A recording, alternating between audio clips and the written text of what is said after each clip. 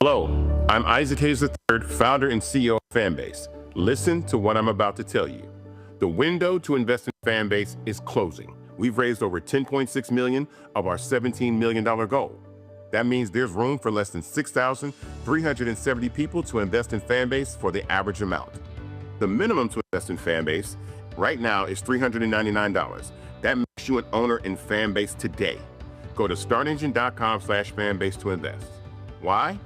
Because current social apps have taken advantage of users for far too long, with content suppression, shadow banning, harmful racist content, and no real tools for monetization and equity. Fanbase has over 1.4 million users and counting, allowing anyone to reach all their following and monetize their content from day one. Social media is the new TV, and whoever owns the apps that distribute that content have the opportunity to own potential billion-dollar companies. While big platforms with uncertain futures are failing to serve their users, Fanbase is stepping up to fill the gap. Don't wait until it's too late. Invest now, invest for yourself and your future. Go to startengine.com/fanbase and own the next generation of social media.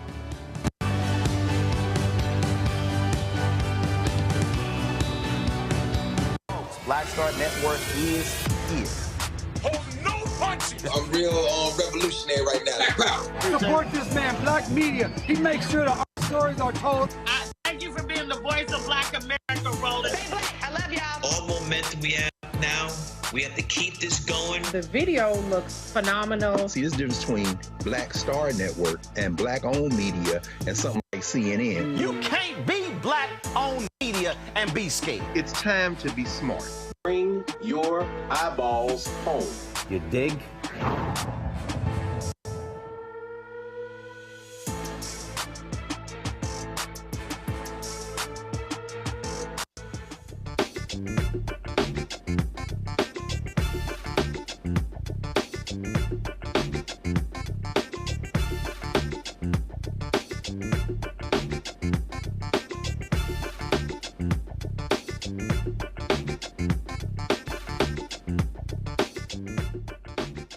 Today is Thursday, April 3rd, 2025, coming up on Roland Martin Unfiltered, streaming live on the Black Star Network. Oh my goodness.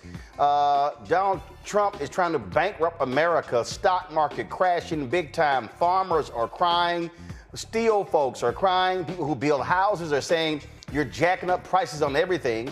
Virginia Senator Tim Kaine will join us to discuss the Senate's approval of his bill to reject Trump's Canadian tariff. Guess who also has decided to wake up and realize this is a bad idea? Iowa Senator Chuck Grassley. I think farmers are really upset. South Carolina, the House has passed a controversial anti-DEI bill that targets state agencies and schools involved in diversity, equity, and inclusion programs. Well, guess what? Black Caucus not happy about that at all. We'll talk to a state representative who has shared his personal story about his father being threatened by the KKK, emphasizing the benefits of DEI. We'll also talk with the mother of a California college student who died in a hazing incident in 2018 while pledging Alpha Phi Alpha.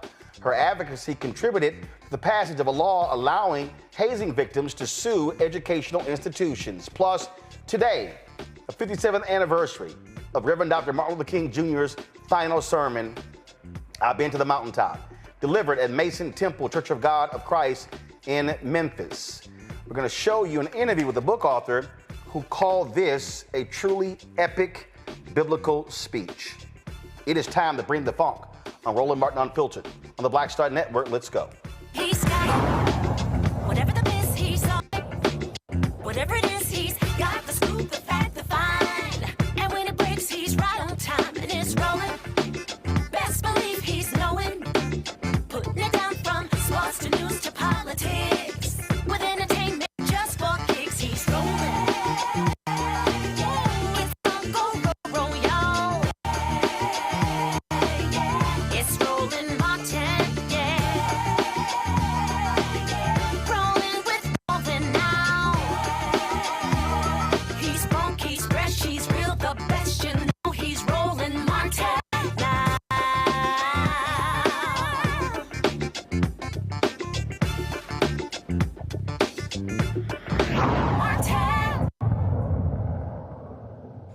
Hashtag we tried to tell you. Y'all have seen the shirts that we've been selling.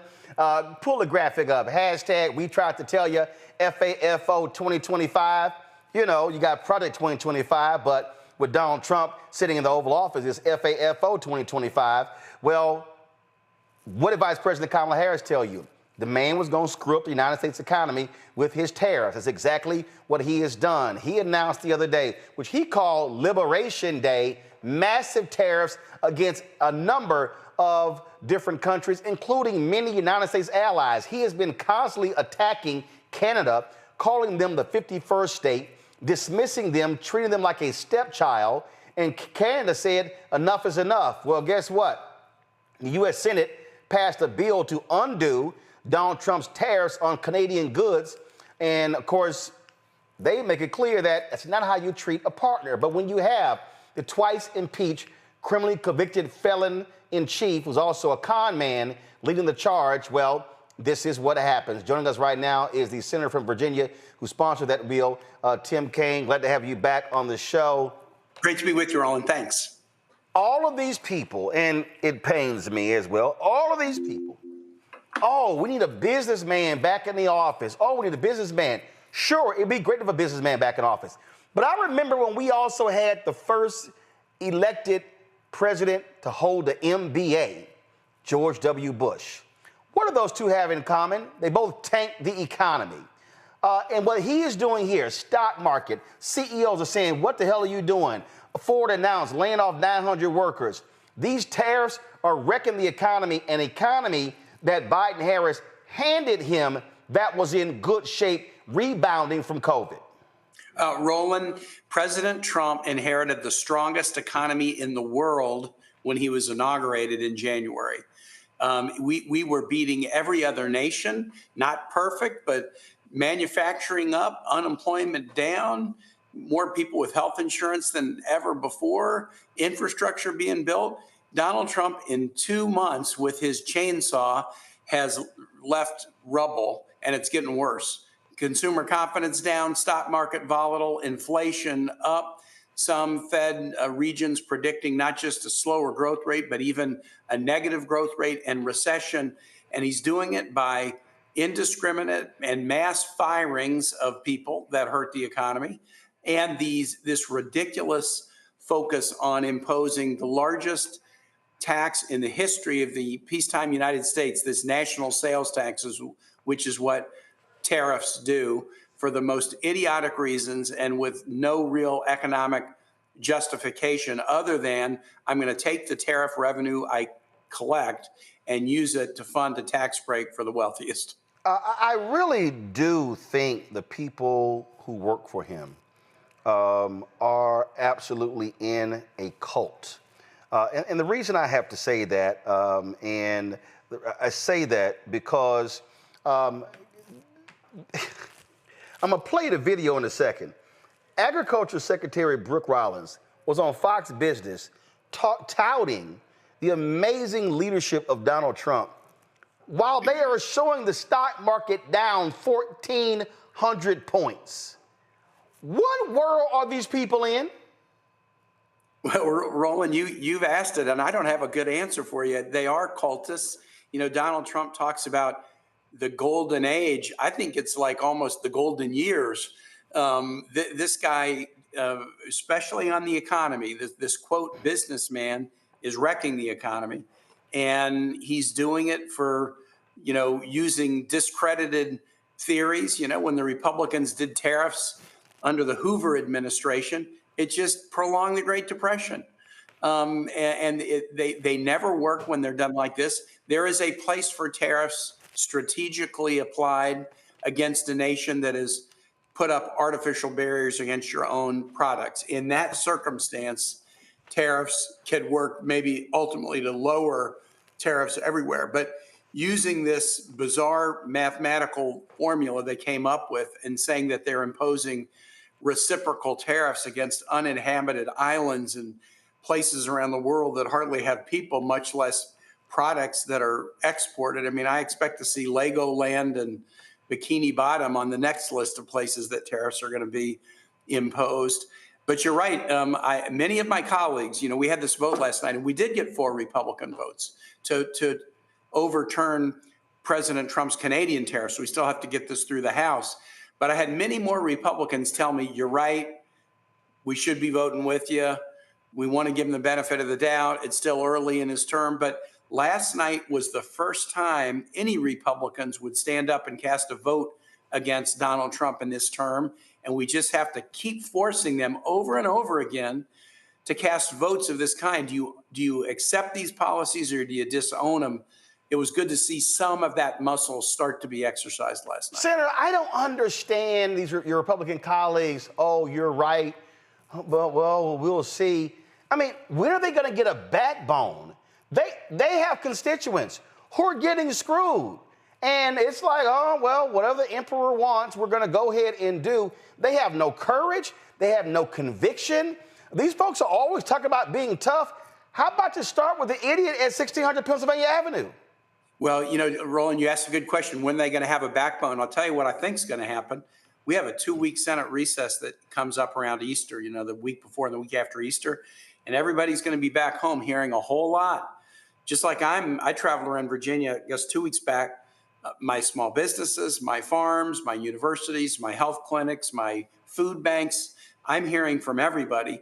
And I have a feeling this maximum strength tariff regime that he announced yesterday, people are going to hear about it very, very loudly when they're home.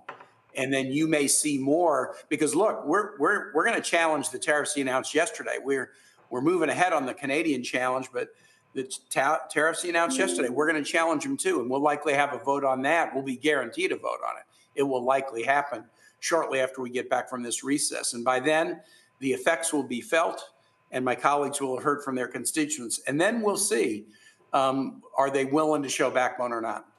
Explain to people who don't quite understand how it works, how Congress is trying to take this back, because Congress gave a president, and just understand, I don't call him, I don't use the word president related to him because he has no respect for the office. So I'm speaking in general. Congress gave the office of the president the power, but Congress also has the power to say, nope, disagree. We can pass a bill and stop you from doing that. Yes, Roland, I'm glad to. And you're right. There's sort of 2 ways to look at this. The Constitution clearly gives Congress the power to deal with trade, not the president.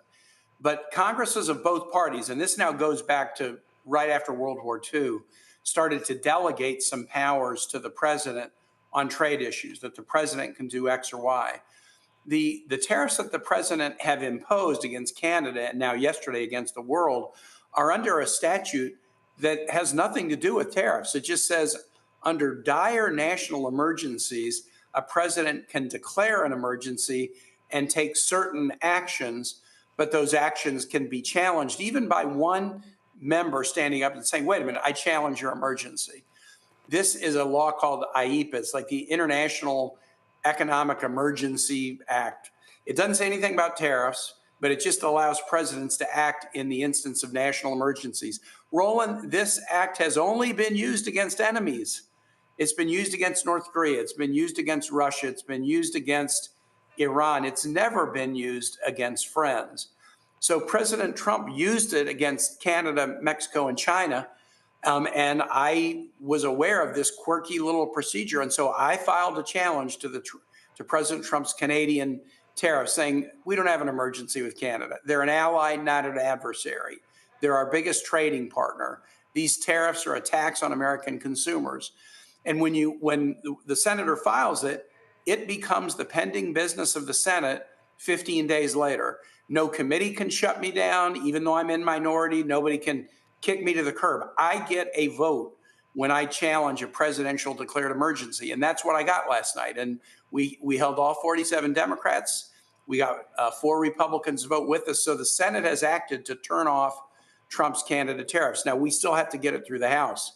But you point out a bigger point. Any tariff or any action that the president takes pursuant to this IEEPA statute, we can challenge it, tariff or otherwise.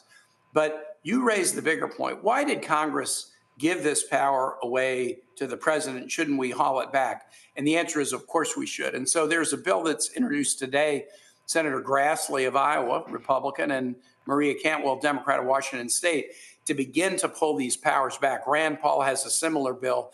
And the general format of these bills would be that a president could declare an emergency and take action, but it would be limited to 30 days.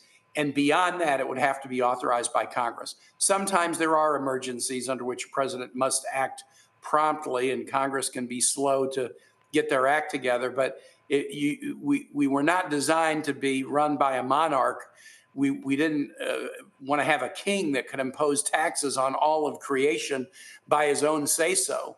And so we do think there might be some reforms to these trade and emergency laws that will haul power back to Congress. Just a couple more questions. Your colleague, Senator Cory Booker, broke the record of racist segregationist Strom Thurmond. That really captured the attention of lots of people. Frank Luntz, who I frankly blame for a lot of the discord we see today with his polling, said that he was polling at the time some folks, some Democrats, and they said, this is what we want to see. Lots of people have been talking about a need for a change in Senate leadership with Minority Leader Senator Chuck Schumer. But talk about, again, what you're seeing and hearing. I travel this country. Listen, I got a home in Texas, got a home in Virginia. We spend time on the road. I'm in multiple states all the time. And what I keep hearing is, I need to see Democrats pounding tables, fighting, using every single weapon at their disposal to fight and combat this administration.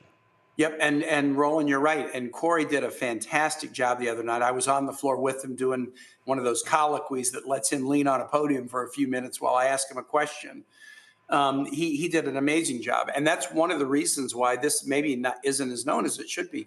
We elected Cory to Senate leadership in January. He is now one of the key, in the key kind of 5 leadership team on the Democratic side, and he really showed it. And his speech really, in my view, it sort of set the framework for what we need to do going forward. No coincidence, the first Senate action after his speech was the vote on my challenge to Donald Trump on his tariffs. I'd filed the challenge about 3 weeks before. It had to ripen and then be the pending business of the Senate. But I didn't wait for permission from the leadership or anybody. I just said, I'm challenging Trump. And I think when you understand what this is about, Democrats, you'll get on board with me, and all did. We just need more people doing what Cory has done, and we need more, filing of these challenges to Trump. In minority, the tools can be limited, but we do have tools. And I hear the same thing you hear, that people want to see fight. We got to, do it in ways that are true to ourselves. But I'm really relishing the opportunity. Look, I delivered Trump his first loss in the United States Senate since he was inaugurated last night by getting some Republicans to join with Democrats, and I got a lot more up my sleeve. All right, Senator Tim Kaine, we appreciate you joining us. Thank you so very much. All right, I'm going to say hey to your good friend Don Scott when I see him next. Well, I'm wearing my Texas A&M gear today. He's a graduate of A&M. We both pledged Alpha, same chapter, Pi Omicron, and I made it clear. And he's already hit me. He said, I'm going to need you on the road doing your show, doing some town halls to keep him as Speaker of the House in Virginia. So we look forward to hitting the road and hitting different places around Virginia in the coming months. We'll watch for you out there. Thanks, Roland. Thanks a bunch.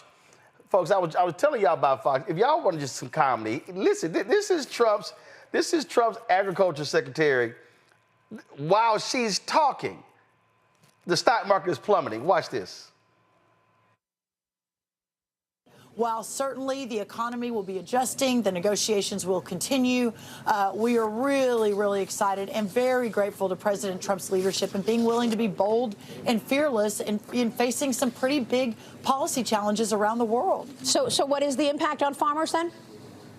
Well, we'll see, right? I mean, we're negotiating. Now we move into some significant negotiations. I mean, I've got a great chart here. You can hold your little chart up all you want to. The impact on farmers, y'all getting screwed. Y'all getting screwed. So I don't want to hear all this. I need y'all to understand, these people are cracking me up, and all of those MAGA-loving farmers, hey, All I have for y'all is Scarface's No Tears. This is what y'all wanted. Y'all voted for this fool. Y'all are getting every single thing that y'all wanted by voting for this despicable man. Y'all are going broke. Y'all lost money last time. I need everybody who's watching to understand something. The American taxpayer had to spend $25 billion for farmers last time because Donald Trump invoked his tariffs. There were folk who were sitting here filing for bankruptcy. In fact, I remember this one story, just so y'all know how crazy these people are. There was this one dude who literally lost a family farm and said, yeah, I would still support Trump again. It's a cult, and they're crazy, and they're nonsensical.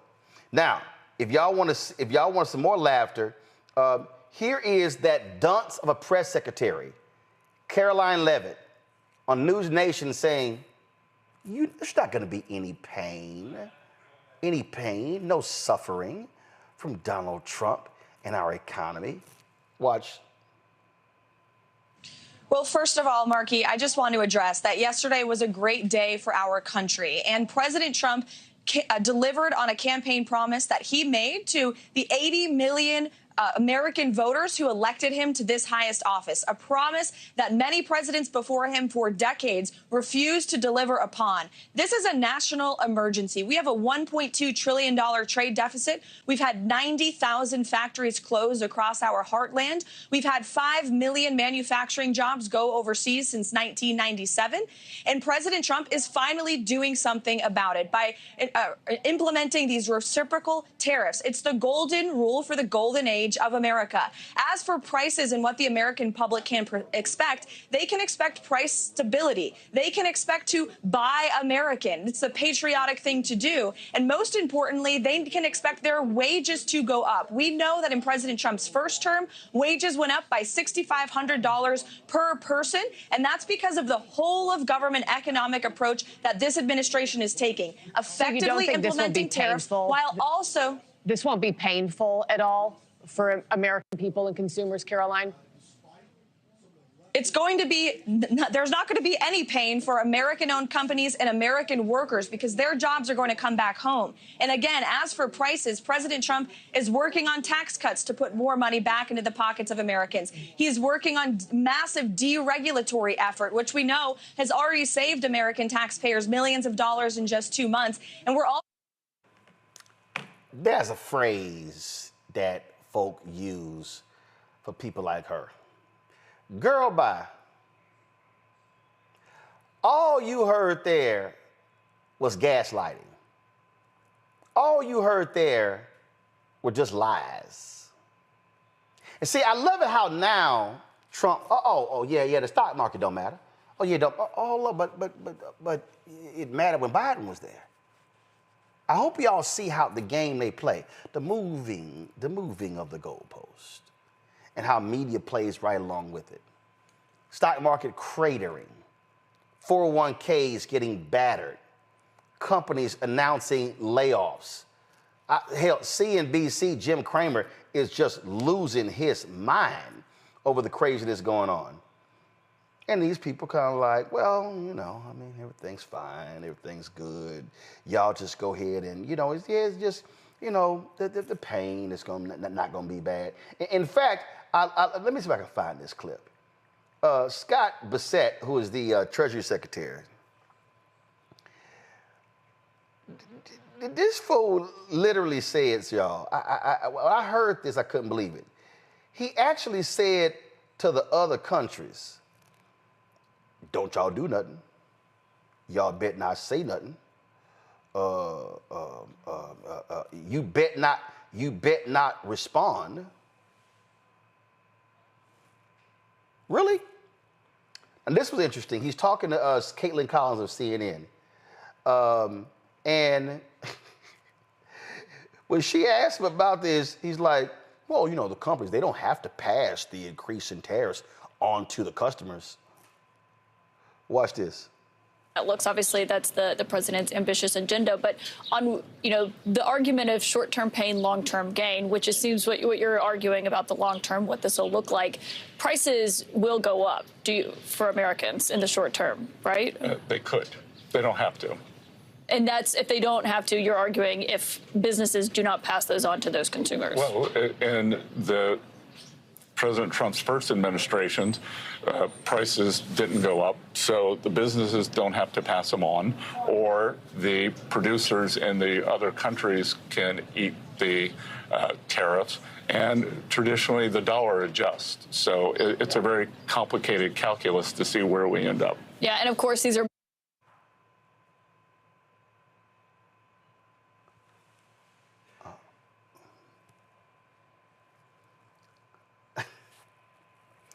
they don't have to increase prices. And the countries, they could eat the tariffs. You the Treasury Secretary? You supposed to be a financial whiz? He worth more than $500 million? And saying bullshit like that? Everybody named mama knows what's gonna happen. Prices are going to go up. If you put tariffs on wood, drywall, you're going to pay more for a house. I couldn't stand algebra and geometry in school, but I damn sure know how to count. These people are insane, and they have no problem wrecking this country and following a plumb idiot, and they want us to believe that Donald Trump is some smart person when it comes to the economy. You've got to be kidding. Dr. Greg Carr, Department of Afro-American Studies, Howard University. He joins us right here every Thursday. Glad to have Greg. First of all, back at the home studio, because Greg was on the street last week. He was on the street kicking it with us last week. Glad to have him, Dr. Nola Haynes, Georgetown University School of Foreign Service. We'll be joined by Robert Patillo, civil rights attorney, radio show host out of Atlanta, joining us in a second. Greg, these folk, the cult is real. And we've said this many times before. We've said white folk are going to have to experience maximum pain for them to possibly wake up. Like, we get it. We know how we voted.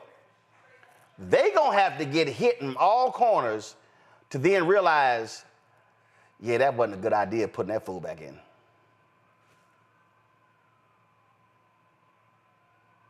You're on mute. Sorry about that. There we go. I said, thank you, brother. You're right. You're absolutely right. And that pain won't be enough. History has shown us the pain won't be enough. The Democrats cut in half the margin by which the 2 seats that were in special elections in Florida a couple of days ago were lost by when the previous occupants were there, but they still didn't win. They beat back Elon Musk in Milwaukee, but the simple fact of the matter is there's still too many people in this country who don't care. I think the real story here we have is really about the world and the United States of America. All of us who live here, and of course we've been saying this all along, we don't just live in a world where there's only the United States. We live in a globe. A couple of days ago, South Korea, China met together with Japan. South Korea and Japan in the same room, and they said, we're going to have a joint response to these tariffs. Vietnam, Nike stock lost $250 billion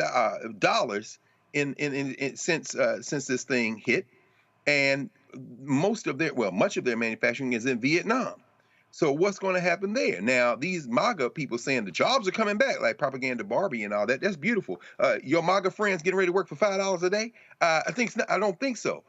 France is saying, Macron said today, European companies should not be investing in the United States. Remember that the trade deficit works the other way with the EU because the United States has a trade deficit with the European Union when it comes to services rather than goods. So this is not a dance that's going to be happy. In Brazil, they're saying we're not picking a side. Why? Because we got enough markets to serve. They are one of the main food suppliers in the world. And of course, we saw today the stock market's crashing everywhere, the stock market in the U.S. being the worst hit.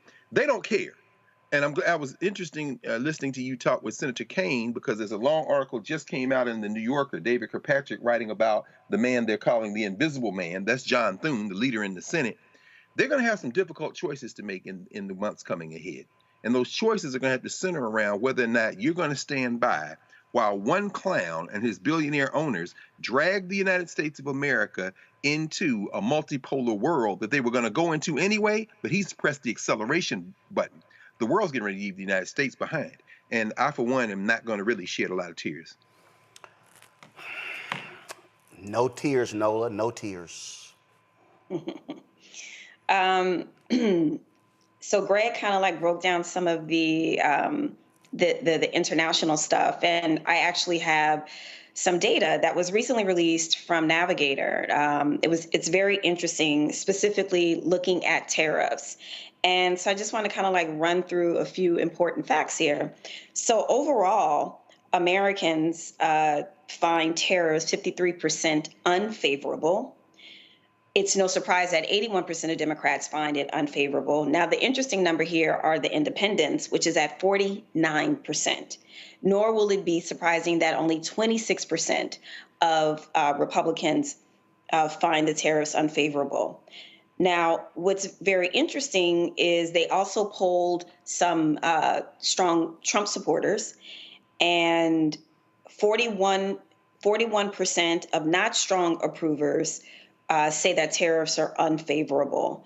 That is a 5% loss.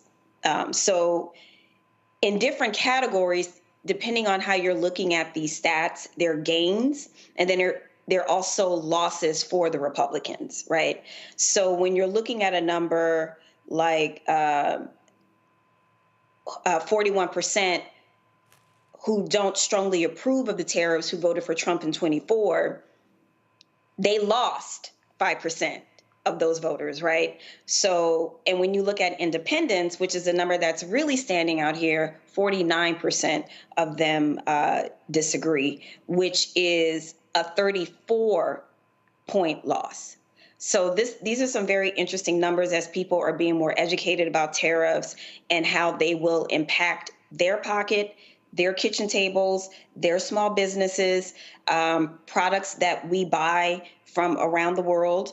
There was a conversation just last night in the foreign policy community about the tariffs that were hitting today from China. And as we all know, many of the things, especially saying something like fast fashion, which is a huge market, your clothes, your makeup, all of those things are going to have higher price tags. So the things you're not even thinking about, if you still shop at Sephora, Black women, I hope not, but you know, you're running to go grab your MAC or you're going to go grab your Fenty, all of those prices are going to go up, right? So people are going to start feeling these effects very soon. And listening to you talk to Senator Kaine, what I found interesting in that conversation is this idea of, oh, everything's, going to be fine. That's what the cult is saying, right? To me, these people don't seem like they love America a whole bunch. The way they run around talking about their patriots and left and this, that, and the third, they seem intent on destroying this country. All the things that Senator Kaine laid out in my security brain tells me that is a bad actor. And that person is working against the U.S. I'm sorry, Roland. Well, actually, that was Robert. You heard Robert coming on. He just joined us. Robert, we had Senator Tim Kaine talking about these tariffs, and it's hilarious listening to these right-wingers act as if, oh, well, it's just some short-term pain. You're just going to have to deal with it. They wasn't saying deal with no short-term pain with Biden Harris. Roland, they were yelling, "Happy days are here again." Roland, this is not short-term pain, and I want people to understand that. This is not a blip. This is not a one-day market fall. If you look back at what happened when the United States passed the Smoot-Hawley tariffs in the 1930s, it caused the Great Depression. This is how economics work. That as we've seen, the European nations in the EU said that last year they began the process of Trump-proofing their economy and the expectation that this may come. They have already begun the process of petitioning Canada to join the EU as a new trading partner to go around the United States marketplace. If you look at what's going on in the developing world, if you look at the tariffs that he put on Africa and other nations, this is pushing them closer to China than the Belt and Road Initiative ever could have, because their markets understand that they can no longer depend on the United States to be the place where they send their goods. So when we're talking about how long it will take to fix this, it may be decades to dig our way out of this hole that President Trump is putting himself into. And this was in Project 2025 when they talked about resetting U.S. trade relations, when they talked about changing the global trade assets. And for people who are looking at that chart that President Trump put up yesterday saying XYZ country is charging us 90% tariffs and we're putting a 34% tariff on them, that sort of thing. Those numbers are made up. Just so you understand, those numbers are imaginary. Look at the World Bank numbers, look at the World Economic Forum numbers on exactly what the effective tariff rates are that exist. The tariff rate from the EU to the U.S., which President Trump claims is at close to 60%, is measured to be at 0.2%.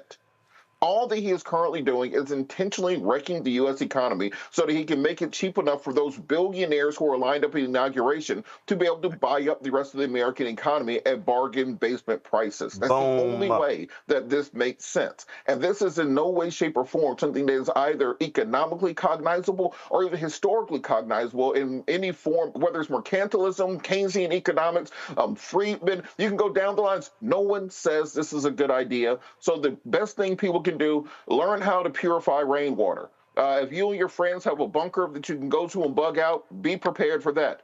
We are entering the times we warned you about, or as Roland would say, we tried to tell you. That's right. Now, the point Robert just made there, I need everybody who's listening, who's watching and listening to understand what I'm saying. When you drive the economy down, people panic. Folks start selling. Do you know what rich folks do? They start buying. They start buying. So what Donald Trump is doing, he's purposely wrecking the economy. And do you know who's sitting there smiling? The sharks, the predators, the Kevin O'Learys, the oligarchs. They're sitting here going, we can grab up tech stocks a lot cheaper. We can grab up textiles a lot cheaper. That's what this is all about. Game, recognize game. And all of y'all's working class people and all of you fools like the fool from Compton who gonna hit me, oh man, we had money in our pockets when Trump was there. Your ass ain't gonna have none of that now. And y'all gonna be singing the blues. Oh, and guess what? There will be no government safety net to save your ass because Elon took care of that too. Y'all got played, but we tried to tell you. We come back, South Carolina Republicans, they want to get rid of DEI. They've been trying to get rid of black people since the Civil War. So it's no shock what they're doing. We'll talk about what they're doing next and hear from a state official who really laid it out in stark terms. They didn't care what he had to say, but he still said it. That's next, right here on Roland Martin Unfiltered on the Black Star Network. This week on The Other Side of Change. The attacks on education, book bans, and what it means for us. Our guest, Aaliyah Logan, who will join us talking about what are the implications for the lack of investment in education, both locally and internationally, and what this will mean for future generations. Fighting back against any of the administration's attempt to essentially make sure that people are uneducated and destroy history and make sure you forget history and historical things that have happened. Check us out on The Other Side of Change, only on the Black Star Network. Hi, I am Tommy Davidson. I play Oscar on Proud Family, Louder and Prouder. I don't play Sammy, but I could. Or I don't play Obama, but I could. I don't do Stallone, but I could do all that. And I am here with Roland Martin on Unfiltered.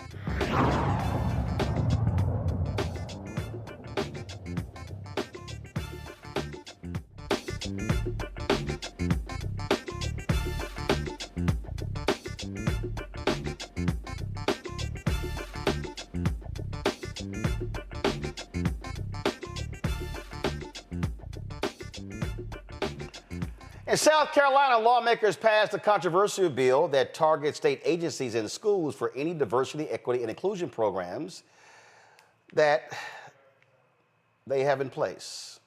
Well, Democratic State Representative J.A. Moore voted no after speaking out against the bill Wednesday in a speech centered on his family's history and his father, who fought to uphold civil rights. Check this out. I've been wrestling all year once I saw that this bill was introduced and then in committee.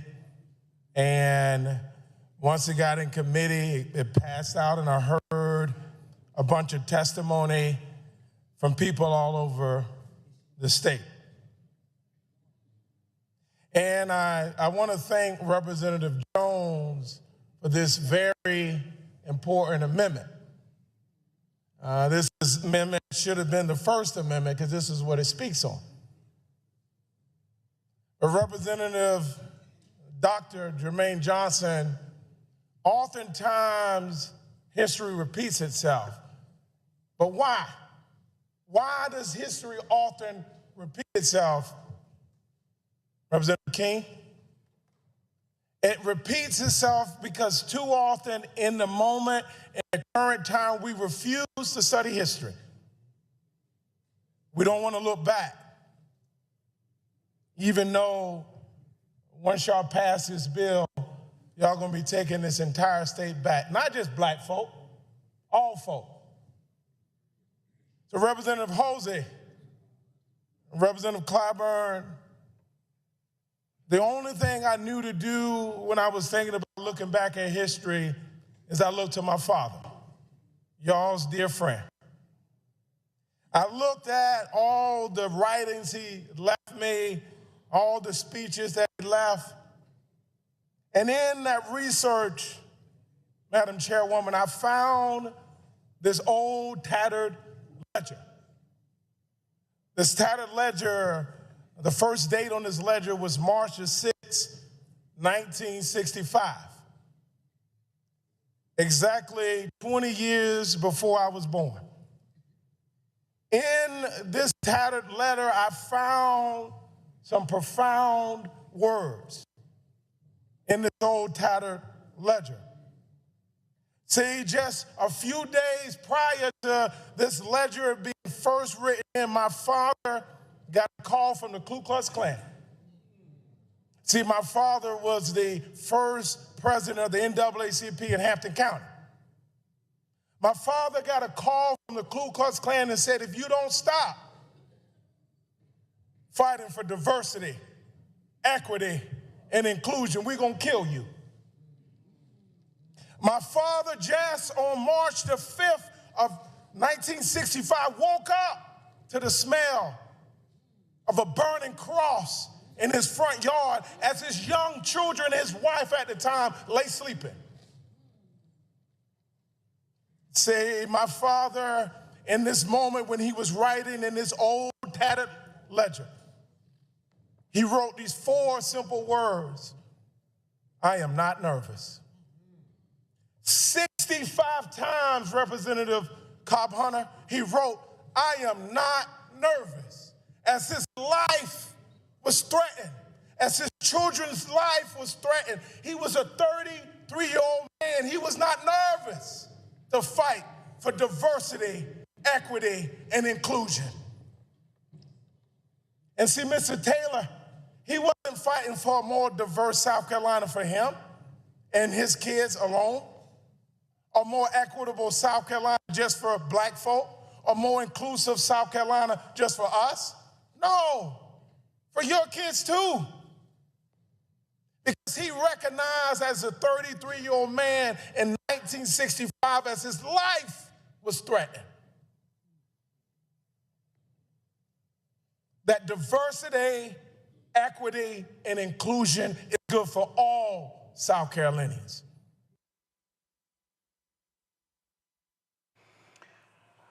Representative Moore joins us right now. I'm glad to have you here. Impassioned speech. Did it fall on deaf ears, or were they actually listening? Well, Roland, I want to first thank you so much for having me on your program. The work you're doing to encourage all of us to not wait around for others to hand us stuff, but to earn it on our own. This is a perfect example of a merit-based organization, a merit-based platform. So I just want to thank you and honor you for all the work that you're doing with your network. But for me, Roland, although my Republican colleagues had already had a made-up mind on how they were going to vote on this piece of legislation, for me, the words that I spoke on yesterday weren't just for those that were in the State House yesterday, but it was for your million plus viewers on your network, for the tens of thousands of people that have connected with me since I gave that speech, because for me, it's something that my father taught me so long ago, that freedom comes through suffering, and that we have to do everything that we can to make sure that we fight for freedom, even in the midst if we may lose a battle. What's amazing, I kept trying to warn people that what you saw happening, really it started with Ron DeSantis in Florida, goes to Georgia, goes to Texas. Now Trump goes in. Now it's now we got permission. It will now. I kept warning people. This is going to go from national. It's going to filter to states. It's going to go from the states to counties to cities to school boards. At the outset, after the inauguration, I said that Trump, MAGA, Project 2025, Republicans, they want to defund Black America. They want to attack the economic and the civil rights infrastructure, although not perfect, that has not achieved all that we wanted, but is a hell of a lot better today than what it was. They want to end that, and frankly, they want to return back to days of Jim Crow, even though they don't use the phrase. Yeah, and Roland, the irony of it all is most individuals that benefit directly, not just here in South Carolina, but across this country, for a more diverse, equitable, inclusive South Carolina and America, and who benefit mostly from these types of programs are white women. See, that's the secret to this whole thing, that the attack, although intended to negatively affect the Black community, mostly are hurting themselves.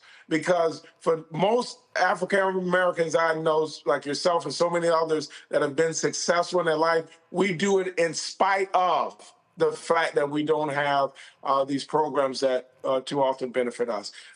My biggest challenge with it all is when we're talking about education. An attack on education. One of my colleagues, I'll give a shout out to the Honorable Representative Tiffany Span Wilder, did an eloquent and very detailed report when we talked about our flagship universities like the University of South Carolina, Clemson University, Wofford, and going forth. When they were saying like diversity, equity, inclusion, we're getting rid of these programs, Black folks are invading these colleges, that's just simply not true. Less than 20%, closer to 10% of the student population at these flagship universities are people of color. And still 90% of those folks are still white folks. So although they're trying to attack Black people and people of color, it's really long term is going to have a negative effect on our white sisters out there, not black folks. 'Cause we're going to be resilient, and we always have been. So, where were the white men in South Carolina? Did they speak up against the bill?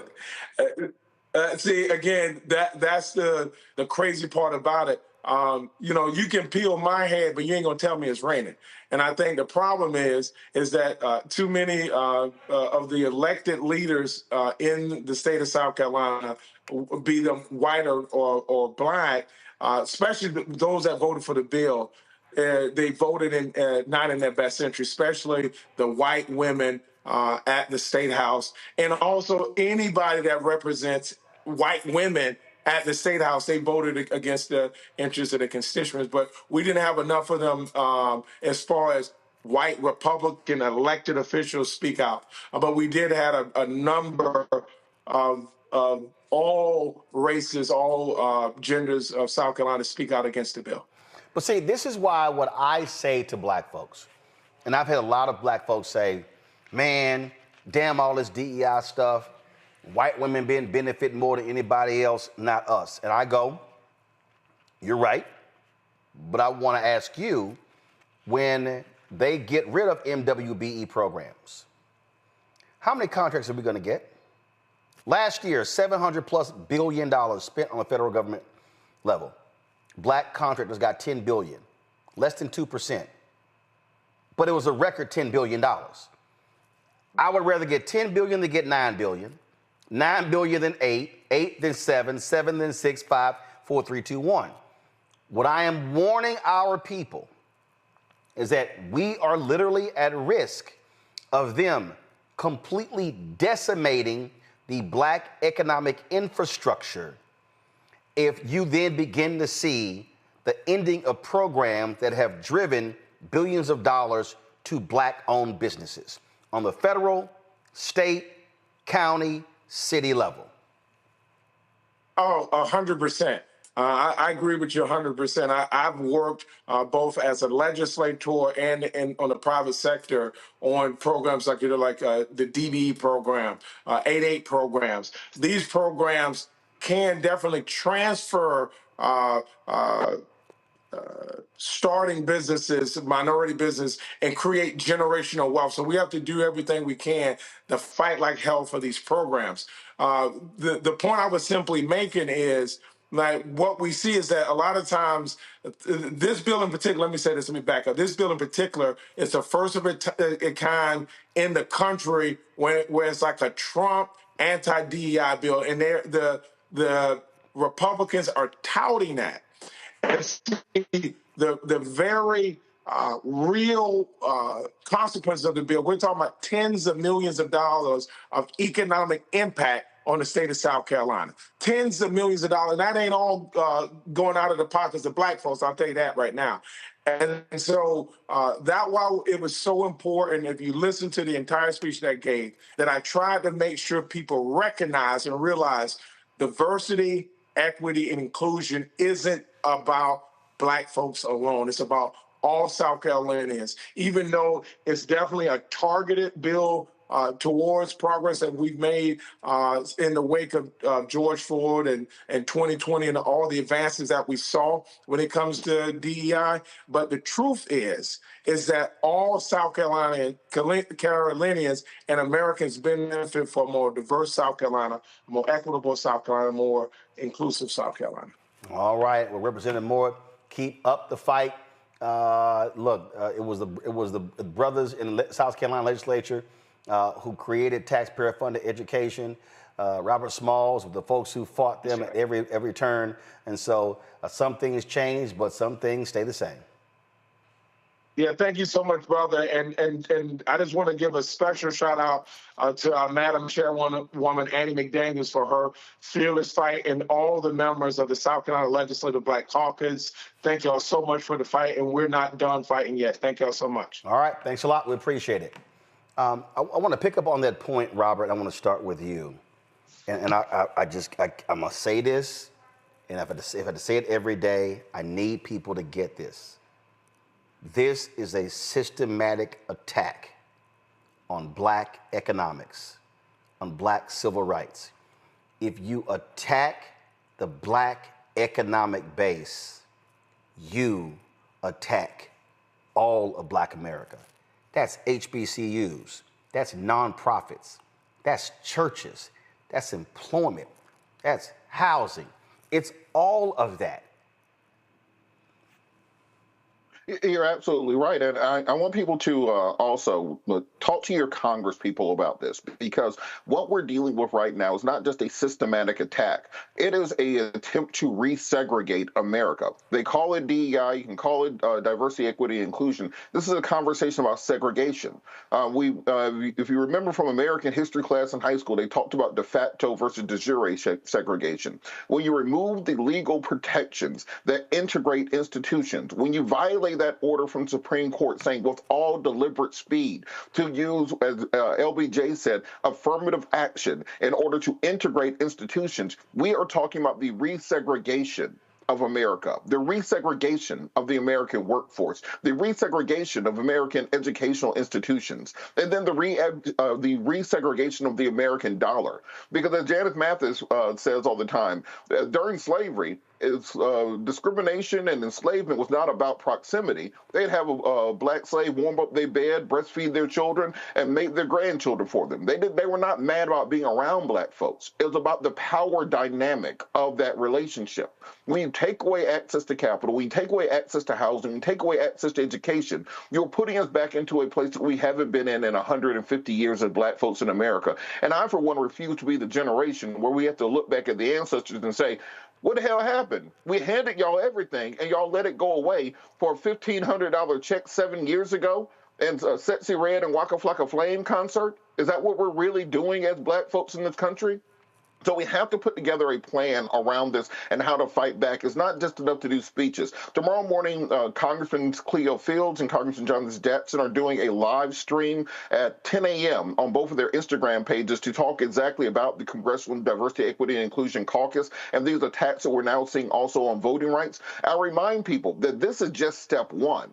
Listen to Charlie Kirk. Listen to Ben Shapiro. They've been talking about for the last 3 or 4 years repealing the Civil Rights Act of 1964. Not just gutting the Voting Rights Act and what's left of that husk, making sure that it can never be revived again. Stacking the federal courts to ensure that any protections for desegregation, affirmative action, or diversity, equity, and inclusion programs are rooted out from the bottom and up. Even right now, the president and vice president are compelling our European allies through this tariff policy to get rid of diversity programs in their own countries, while also offering visas to South American whites who they feel are being discriminated against.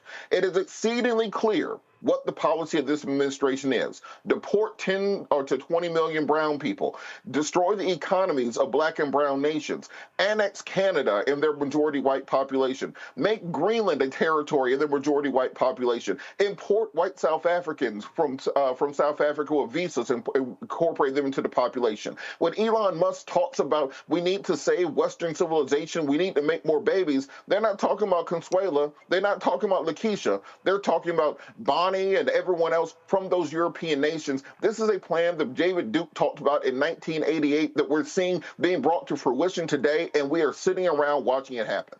I am constantly telling people, Noah, that if you come to Washington, D.C., and if you stand in front of the White House, then you look to the left, you're going to realize there's no fence, there's no barrier. There's only one agency that shares along with the White House, Treasury. White House is power, Treasury is money. Treasury is money, White House is power. Those two go together. And I'm always saying, if you're not having a money conversation, you're not having an American conversation. Folks can talk about ending capitalism and rebuilding an American system. I'm just telling you right now, that shit ain't happening. This country is capitalism. It is predatory capitalism. It is about the money. And black folks need to understand that, and we've already seen this with the Confederate statues. We've seen this in Tennessee, where they banned, Memphis passed a law when it comes to policing after those cops beat that brother, Tyree Nichols. What if they then do? Oh, no. Y'all can't pass that law. Superseding them. They pass laws. No. Y'all can't pass that law. Just watch. Black people, listen to me. In states where you have significant black population, you might be in the red state Republicans control, they are going to start passing laws telling cities, counties, and school districts what they can and cannot do when it comes to DEI, MWBE, and contracts. That, for them, is the holy grail because that's where most African Americans are being able to do business. Nola? Absolutely. Black codes, Jim Crow, all of it. I mean, it's part of the plan. And, you know, Robert said a lot of interesting things and some of the things that I wanted to pull some threads on. And, you know, I also want to make this point. You know, Black folks, we can make money in certain ways. You know, one of them is being an athlete. You know, we can entertain people. That's absolutely fine. Black entertainers have always been, you know, the exception.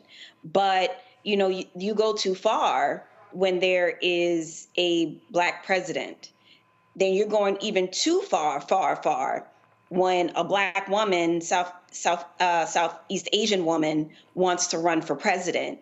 And then before you get to that point, you have the white president opening up the White House to all of our little Black behinds.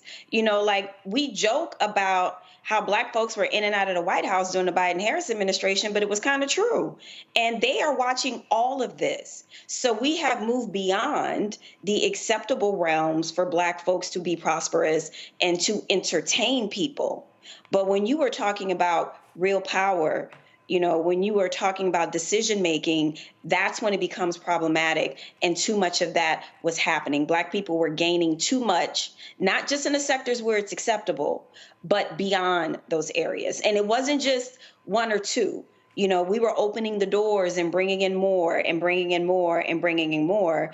And being from Louisiana, you know, David Duke, since I was a child, has been on my radar, right? And he has, to Robert's point, has been committed to making sure that Black folks, you know, we don't get too uppity, but we got too uppity, so we had to be legally checked. So do not be surprised, to Roland's point, when you start seeing new laws, when you start feeling like, wait a minute, I can't gather with other Black people. You know, I can't be in this congregation, or I can't be in this community because there's going to be Black codes 3.0 that's going to roll out. And I am at the phase of this of what do we do? How do we counter it, right? Because we know all the things, we know all the problems, we've laid out all of the problems. But I agree with Robert. I'm not about to sit here and let this happen on my watch. Absolutely not. And so I'm happy that there's a lot of legal pushback, but it needs to be a dynamic approach. And I am eager to see what happens on April 5th. I'm eager to see how many people are going to actually get out there in the streets. I know that they're reporting very large numbers, but I'm eager to see what this is going to look like. Because if it's going to be the numbers that folks are expecting, it's going to be the largest showing of Americans standing up and saying, we don't think so. This is not what we want. Because where we are right now is very dangerous, not just for Black people, but also for women. Because as Black people, as Black codes start coming back, women are legally then told we have to stay in the house for one reason or the other, right? So this time right now is crucial, and I cannot stress that enough to the viewers. If you were staying home, and I understand you may not want to be out and marching and protesting, there are many other ways to get involved. There are many other ways for your voice to be heard. You got to get involved. You said that, Nola, and Greg, I want you to speak up what we're talking about. Because I remarked this yesterday, there's this sister, I think she's a professor somewhere, saying that, you know, you shouldn't be telling Black folks that we need to be out there marching, protesting on April 5th. Then this other sister emailed me last night, you know, I didn't like how you were talking to her, you were being rude. And I said, I'm confused. I said, folk get to talk to me crazy, but I can't fire back. I said they get to say, they get to have an attitude and they get to have a certain tone in their voice. But when I clap back, then I'm in the wrong. And I sat there and but you shouldn't be telling folk what they should do. We watch, we support. And I said, yeah, I get that. I said, but let me be real. And again, and there's one person, I made it clear. One was like, well, I used to support the show. I used to do this. And I was like, well, if you don't watch it anymore, I'm like, we good. I'm like, we'll be fine. But the thing that got me, though, was that you mad because I'm using, a person like, you were unhinged. I'm like, no, because I was using passion, advocating that this is not a moment for us to be sitting down. That brother in South Carolina knew they were going to pass that bill. But he still stood up and spoke. Cory Booker knew what they were going. When Senator Cory Booker finished after 25 hours, 5 minutes and 30 seconds, they moved to pass the NATO ambassador. Okay? But the point I'm making is this is not a moment for us to be kicking back, chilling like, man, okay, y'all got it. No. Because the reality this, Greg, people ain't getting this. Georgia Republicans could pass a bill that impacts the MWBE programs in Atlanta. You don't get you can't call Atlanta the Mecca. You don't have, Russell Construction is on its way to becoming a $1 billion construction company. How? Because it started because a black man, Maynard Jackson, when he was elected, black people were getting 0.0012% of all city contracts in Atlanta. Not 1%, not 0.5%, not 0.25, not 0.10, not 0.05, 0.0012%. So these folk, Greg, think I'm not going to fire back and tell black folks I need y'all to engage? Because if they come after the city contracts and the school district contracts and the county contracts and eradicate the state contracts, we'll see what's happening on the federal level. Trump sitting here and Elon getting rid of Musk. The Florida A&M Pharmacy School is now not getting now $17 million in grants. Oh, where's that little FAMU graduate who was down there cheesing at the White House for the Black History Month? Are you fighting for your school? Are you now, that little black MAGA girl, are you now going in telling Trump what you doing? That other little girl in Atlanta who was running her mouth for MAGA for Trump, is she standing up fighting for Morehouse, fighting for Spelman? Is she fighting for Fort Valley State? Are they fighting for those schools? Hell no. So excuse me if some of y'all got a little problem because I'm a little passionate about fighting for what's ours, because the last thing we need, as Robert said, and as Nola said, the last thing we need is for the shit to go down on our watch and we sitting around fucking around at brunch and doing a boots on the ground dance while they putting that boot in our ass. That's the passion we have to have. Frankly, Roland, I would say that there is no we. There is a demographic we in terms of black people in the United States, just like there's a demographic of black people in the world. But in order for us to be a we, we'd have to think about, what do we want? What is our objective? When you look at Atlanta, and of course, here we are on the 57th anniversary of Dr. King's mountaintop speech in Memphis. What happened in Memphis? What happened in Atlanta and Charlotte? What happened in Detroit and Cleveland? What happened in Los Angeles? What happened in New York? You know, there are class dimensions to this that we've never had to face. When we talk about economic benefits for black people, that very same Maynard Jackson administration in Atlanta did very well for black people who had access to and made it into the black upper class and the black solid middle class. But the black poor remain.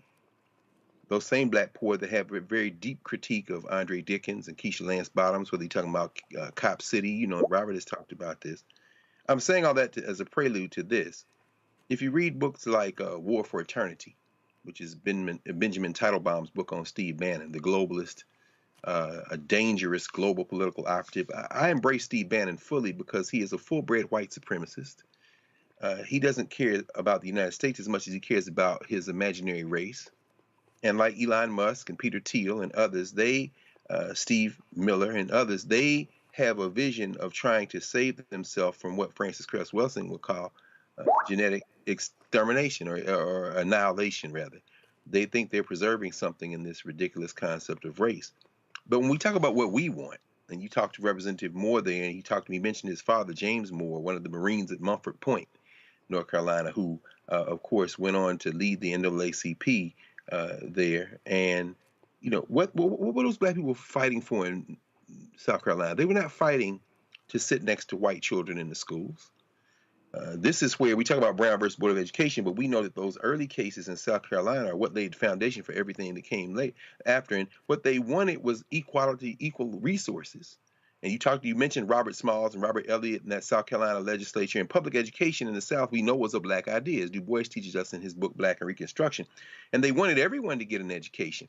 But they didn't want to trade their culture, their foundation, as those Siala and Gullah Geechee Africans in Georgia and South Carolina. They just want to be left alone to build. This is where I'm going with it.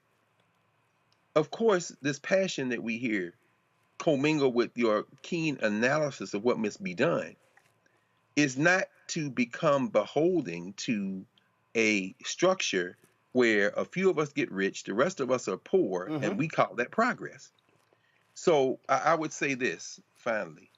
I find myself a lot more contemplative right now. I'm thinking about what must be done. One is education. We have never been patriotic.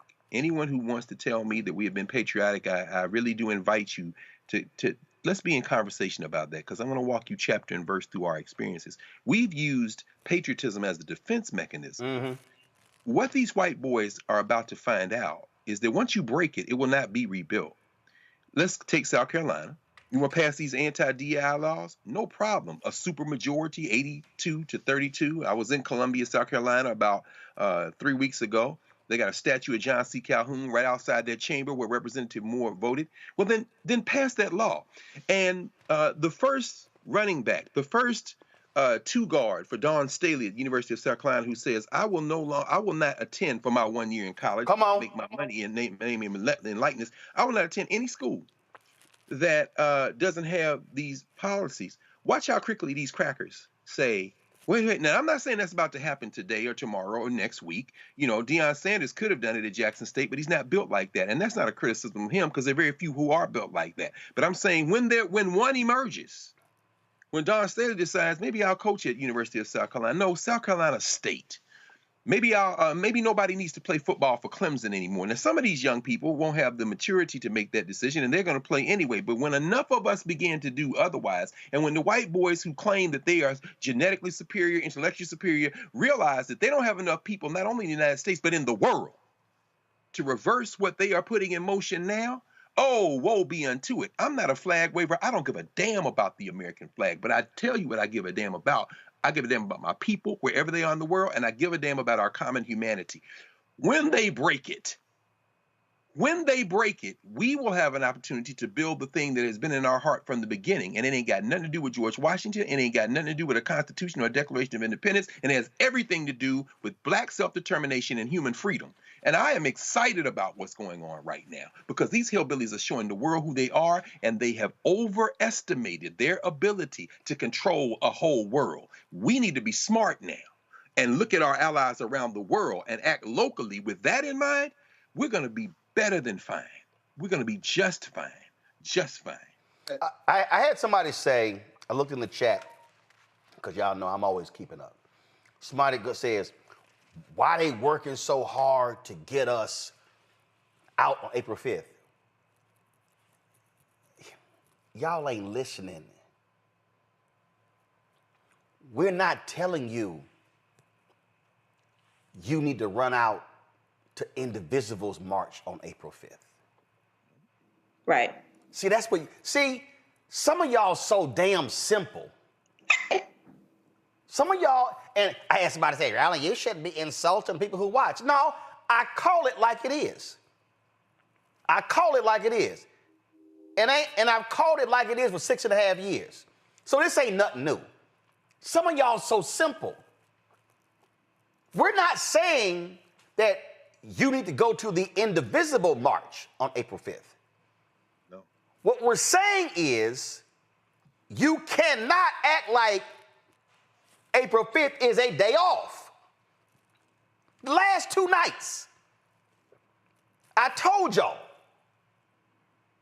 Dr. King had been gunned down. 6:01 p.m., pronounced dead. Riots breaking out nationwide. Folks are in shock. And his lieutenants were in the same hotel room planning what they were going to do next in Memphis. Now, if you Ralph Abernathy, and you Andrew Young, and you Ben Hooks, and you Reverend Jim Lawson,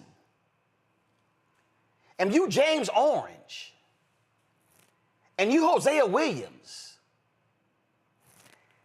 and the man who y'all were just talking about going to dinner with, gunfire rings out, he falls dead, face, neck shattered, dead. 3, 4, 5 hours later, they are literally sitting in a hotel room? What's next?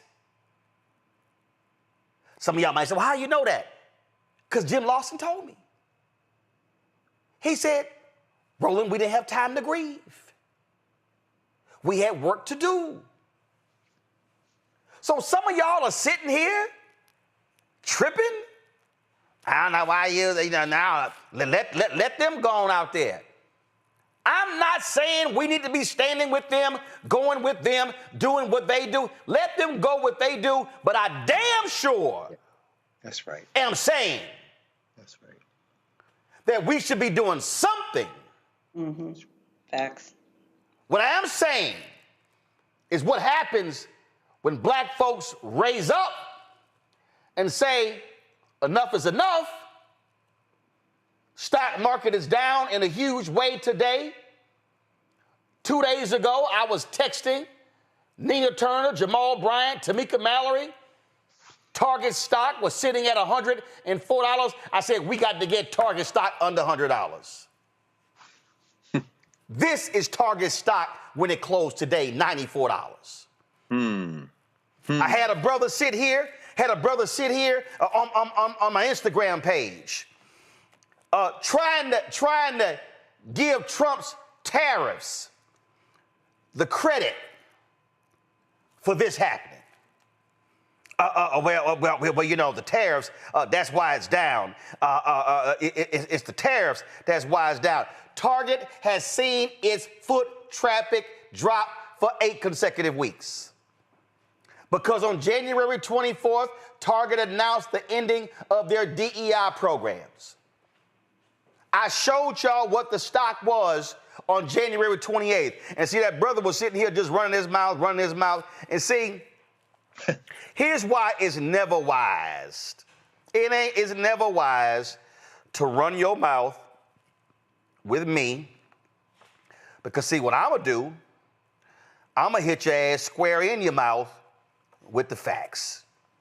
Brother tried to post, well, you know, the Costco stock has been down as well. Yeah, he tried that. You cannot convince me that the Target stock was $145 on January 28th when Nina Turner's group announced they were launching a boycott on February 1st On March 1st, Pastor Jamal Bryant announced their 40-day fast, and Target stock has been going down, down, down, down, down, down, down.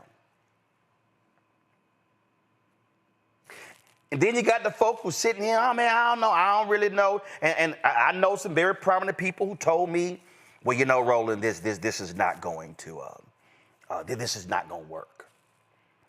And I said, really? 150,000 people have signed up for the Target fast. 150,000 people. Others have opted, I'm not walking in. That's called collective black action. And what have I always said? That when you organize, then mobilize black people, you have to do it micro to go macro. You do it for one day, then you expand it. And now all of a sudden, you see the fruits of your labor, and then you out now go, well, who's next? I can guarantee you there are some big box retailers, Walmart. Yeah, their stocks are going down too.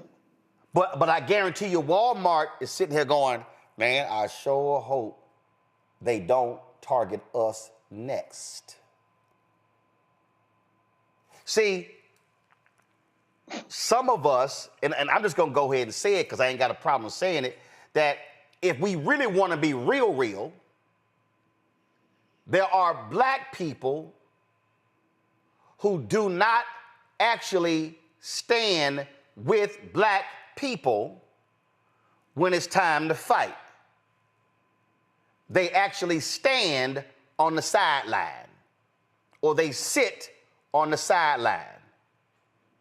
Everybody and their mama who claimed they marched with Martin lying because they didn't. I told y'all in Nehemiah it's the same. There's a thing called black haters. And there are black haters who use their mouths and the social media to denigrate and degrade collective efforts to transform black America, but then they are also the loudest about what we haven't done, what we ain't done. They're real quick to stand up there and say, oh, your vote not gonna matter, so therefore don't vote. But then they go right back on radio shows pontificating about how we ain't got this and we ain't got that and what the white men haven't done, but they're the same ones who said don't vote. They're the same ones who talk about what we need to build in black America, but they ain't built nothing. They ain't built no school. They ain't built no business. They ain't built nothing. But I love it. So I just real clear. If somebody ain't built nothing, don't listen to them about building, because they ain't got anything real to say.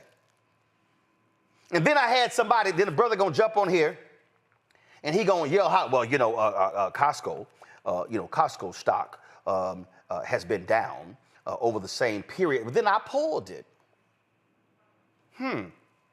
Target was at $145.80 on January 28th. Costco stock, even with all of the nonsense with Trump, has gone up since January 28th. That's the difference between somebody who says, no, we gonna buck the trend. So I'm saying all of this because I need our people to stop. I mean, like, y'all literally, they were sending me emails. Yeah, I ain't like what you had to say. I ain't like how you said it. And I ain't like your tone. Well, you know what? And I tell the person, you ain't got to watch. And so let me just go ahead and say this here for the folk out there who got something to say, because I don't like how you said it. And I don't like how you brought it up. And I don't like how you toned. This was circulating on Twitter today. Somebody hit me up, and I wasn't even aware of it. They posted, these are the fastest growing political and political adjacent YouTube channels by net new subscribers in Q1 2025. Midas Touch, number one. Then you see how they got it as blue and red.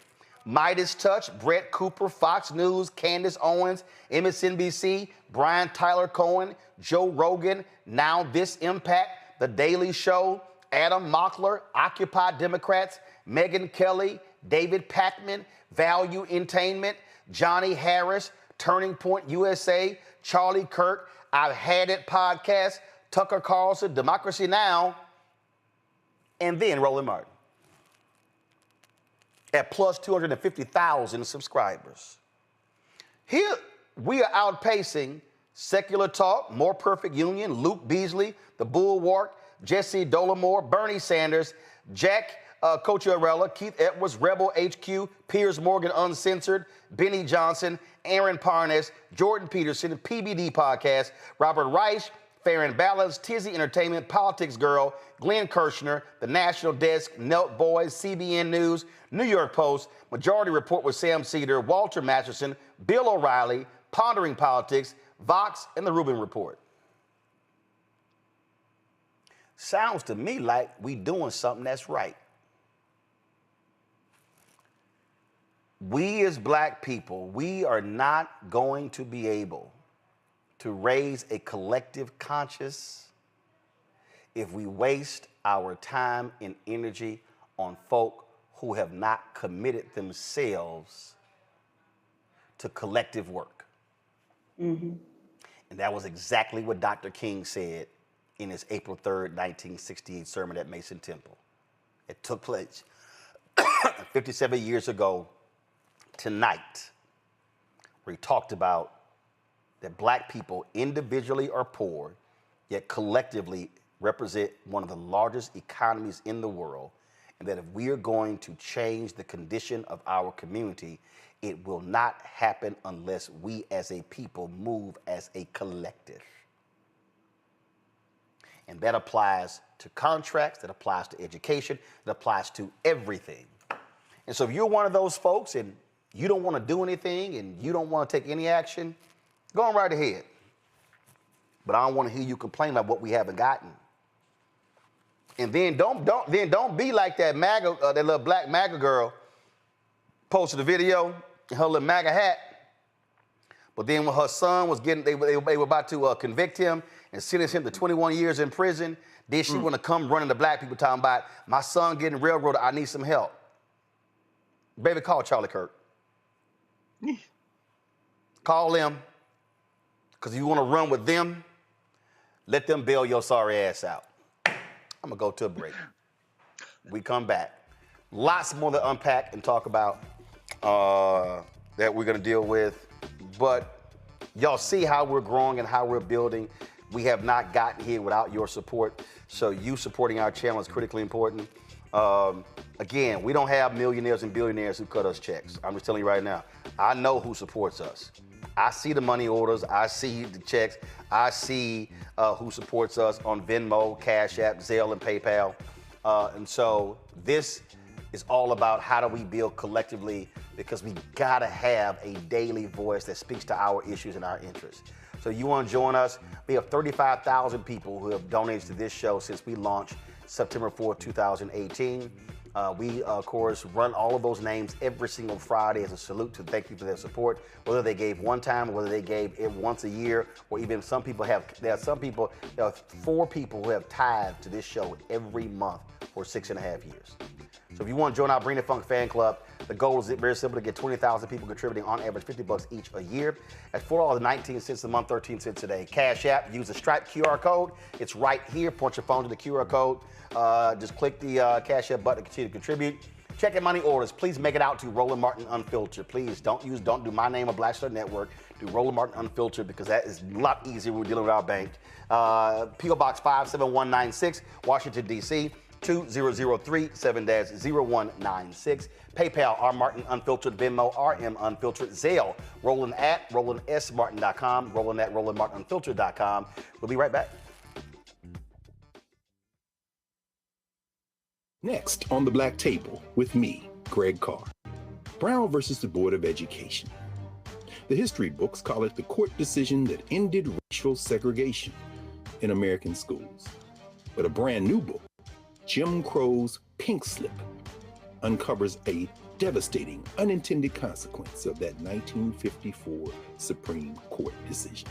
We may, if we were lucky, have been the very last generation of Black students to have experienced these generations of Black teachers who have never been replaced. Dr. Leslie Fenwick joins us to talk about her book and the actions following that landmark decision that dealt a virtual death blow to Black educators.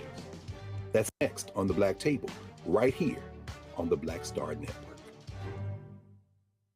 Now that Roland Martin is willing to give me the blueprint, hey, Cyrus, I need to go to Tyler Perry and get another blueprint because I need some green money. The only way I can do what I'm doing, I need to make some money. So you'll see me working with Roland. Matter of fact, it's the Roland Martin and Cheryl Underwood show. Well, should it be the Cheryl Underwood show and the Roland Martin show? Well, whatever show it's going to be good.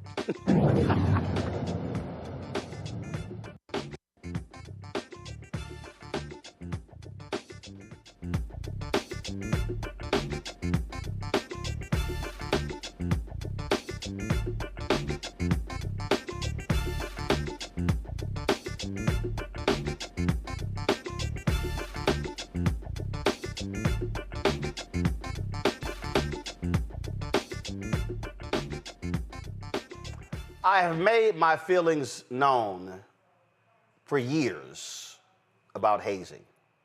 Everybody knows. I pledged Alpha Phi Alpha Fraternity Incorporated. I crossed April 27th, 1989, pledging at Texas A&M University, Pi Omicron chapter. In April, it'll mark 38 years since I joined Alpha Phi Alpha. 36 years, 36 years. 2018, 20-year-old Tyler Hilliard, young man, promising young man, died as a result of a violent hazing ritual, and he was pledging my fraternity. I had an Omega who hit me up when we covered the story of the hazing death at Southern University, and a brother told me, that's not right. You went on I went on ABC News, and he said, that's not right. You were wearing your Alpha shirt. And I said, I wore it that day because I wanted them to understand that I am going to speak against this at all times. This young man was pledging at University of California, Riverside. And we did the story when it happened, and it was tragic. Now, I've made perfectly clear that there's no way in hell, I don't care whether you're talking about HBCU or PWI, that Black parents should be sending their kids to college and they come home in a body bag. I've made it clear whether you Alpha Phi Alpha or Kappa Alpha Psi or Omega Psi Phi or Sigma Phi Beta Sigma, or if you are an iota, I don't care what you are. I don't care if you're in a band. I don't care if it's a drill team. I don't care if it's a football team. How in the hell can we talk about building brotherhood if it leads to someone's death? This brother will never get an opportunity to celebrate a 36-year anniversary. Because of the actions of those individuals, he's dead. His parents believed in accountability, and so, as a monument to him, they helped to create a new law to hold colleges, hear what I said, hold the universities accountable for hazing incidents. There's a law called Tyler's Law. It expands existing laws in California, allowing students who have been injured in hazing rituals to actually sue the universities. Joining us now is Maisha Kimball. She is Tyler Hilliard's mother. Attorneys Tony Jaramilla, Krista Ramey, both from California. Maisha, certainly my condolences for you. No mother, no father should have to send their child off to school and they choose to pledge and then they come home deceased. When did you decide that, you know what, we got to do more than just grieve for our child? That was decided after the initial grieving period. I knew I wanted to do more, but I didn't know where to begin. And when my attorney, Tony, who's with us now, brought this to my attention and asked me if I would want to be a part of it, of course, I jumped at the chance to be involved in it, to hopefully change, the trajectory of not, no parent sending their child off I mean, every time I speak about it, I get so emotional, but I just wanted to make sure no other parents had to deal with what me and Tyler's father had to deal with. Tony, Yeah. you know, there have been cases all across the country. Yes. Whether we're talking about historically black fraternities, white fraternities, sororities, bands, and you name it. We've seen laws passed other places as well. We've seen people go to prison.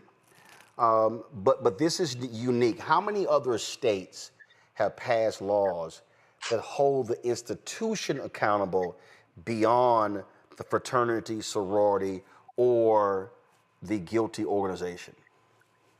Right.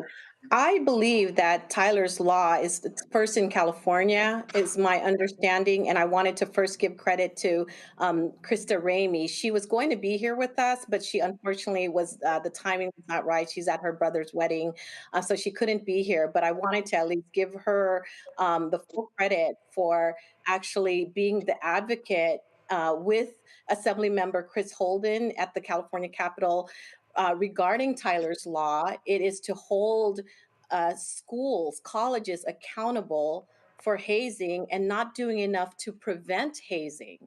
Because how it was prior to when this law came into effect, and this is what we were dealing with in Maisha's case with Tyler's, with the wrongful death case of Tyler, is that we were having trouble holding the university, he went to UC Riverside, accountable, because before this law, they can just simply say, well, we didn't know that hazing was happening.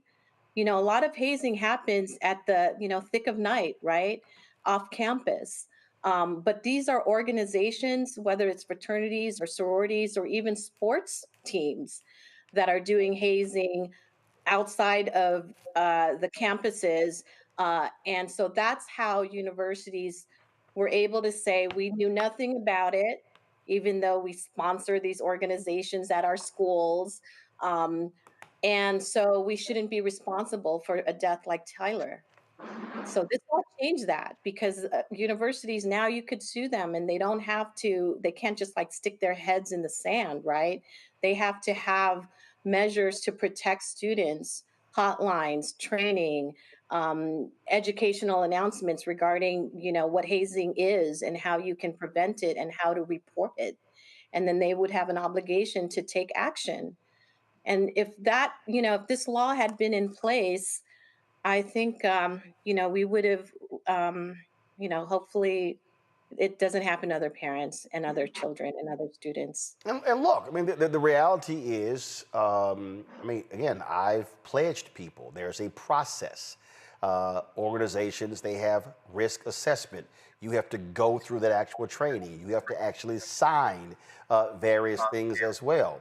But there are things universities can do. Universities can mandate that things can happen only on campus. They can mandate only in certain hours. They can actually do those things. They can even mandate that advisors to a chapter must be present at all times, and now you're also holding them accountable. And so there are more things that can be done.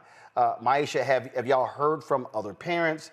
Have you heard of any universities or other groups out there saying, hey, that we appreciate this here? I'm just curious what the response has been since this law was passed.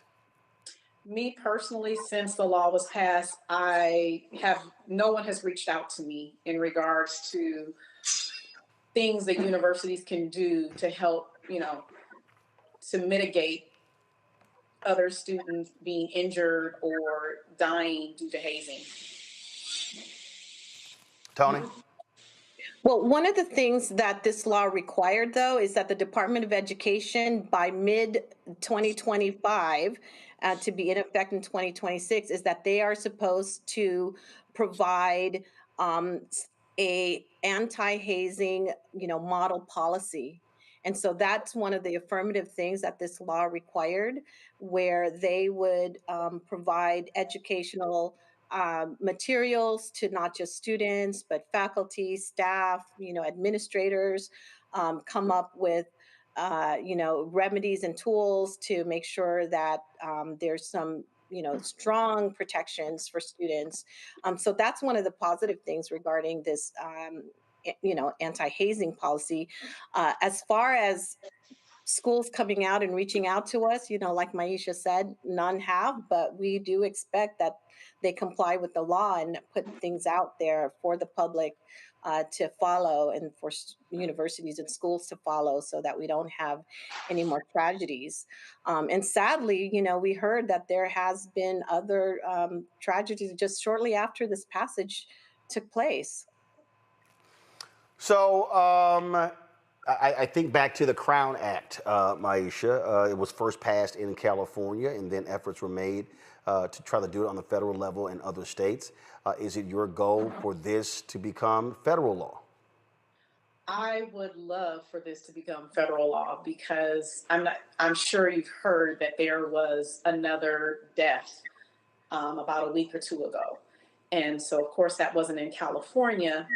I don't know if it was Texas or... No, it was actually, we covered extensively. It was a young man, Caleb, who was in the band at Southern University in Baton Rouge.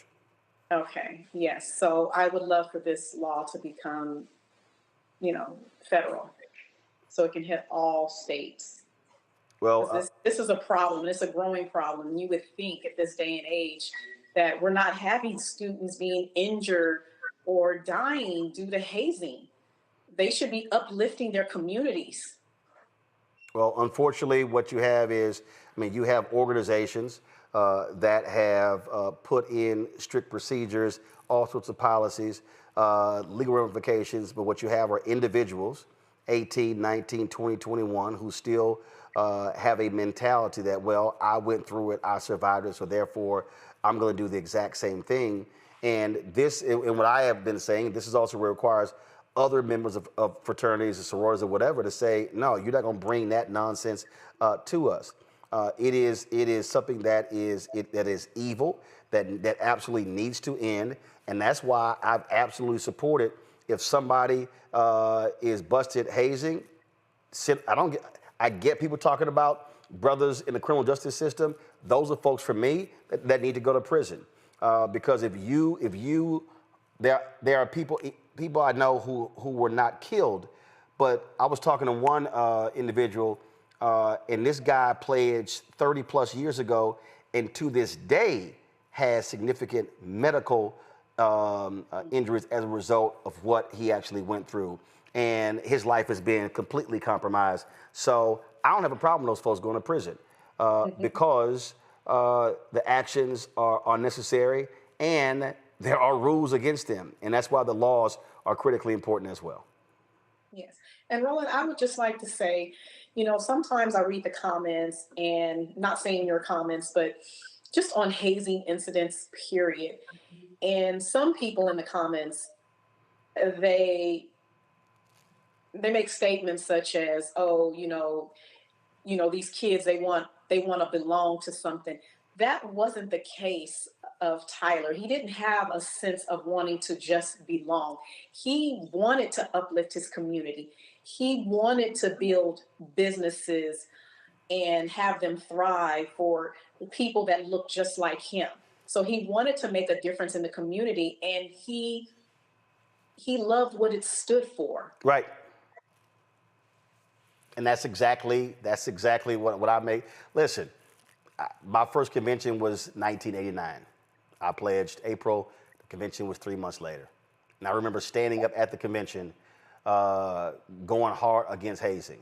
And that way, so even brothers in my chapter who were like, dog, you got to go so hard? Hell yeah, I do. I was in the frat 3 months. I didn't care. And look, there are people today, people like, dude, man, do you have to be that hard? You damn right. Because I think the year before I pledged, I think it was 1988, a young brother got hit in the chest, pledged Alpha in Morehouse, died. And I'm like, you damn right. Somebody has to have the guts to say it should not happen. And you have to say that even to somebody who you call a brother. Absolutely. And one of the sad things I just wanted to mention was so sad about this case was that a lot of the brothers could have come forward and stood up for Tyler and explain and reveal what happened. Because, like I said, the hazing takes place in the thick of night and under, outside of campuses. So there's no like adults supervising or doing anything like that. And what was so sad is that, trying to prove that this stuff happened and did happen to Tyler, none of his so-called brothers came out and say, yeah, that's what happened. And this is, so sad. And right, because the if there is a blue wall in law enforcement, then there is a wall when it comes to D9. Everybody's real bold when it comes to hazing, but all of a sudden they clam up when something happens. The allegations in Louisiana are after they hit Caleb in the chest. They literally changed his clothes before dropping him off at the hospital. He died. That kid's life could have been saved, but they were more concerned about protecting their image and trying to cover up what they did than trying to save his life. And so those are the things that happen. And so it has to be called out. And again, if folks are sent to prison because of their actions, well, guess what? You don't want to go to prison? Don't haze. It is not that hard. right. It's not that hard. Yeah. And stand up for your, brothers or sisters or teammates, when this comes, and we have to hold people accountable and hold organizations accountable and hold colleges accountable for what's happened. What we rely on are our witnesses, and you owe it to your fellow brother, sister, teammate to tell the truth as to what happened. Indeed, indeed. Congratulations on getting this law passed. Unfortunately, it was done under such awful circumstances. And again, my issue to you and your husband and your family, certainly condolences go out. Thank you. Thank you. All right, thank you so very much. The point there, Greg, I want to start with you about the protection. I mean, I literally had people hit me up, and they were like, "Yo, man, you had to go so hard. You'd have to wear your letters if it had happened. If it happened to an alpha, you wouldn't have done that." So, first of all, the family there were conditions for the family in terms of what they could say, could not say. So, otherwise, I would have had alpha material on today, but there was a reason I didn't.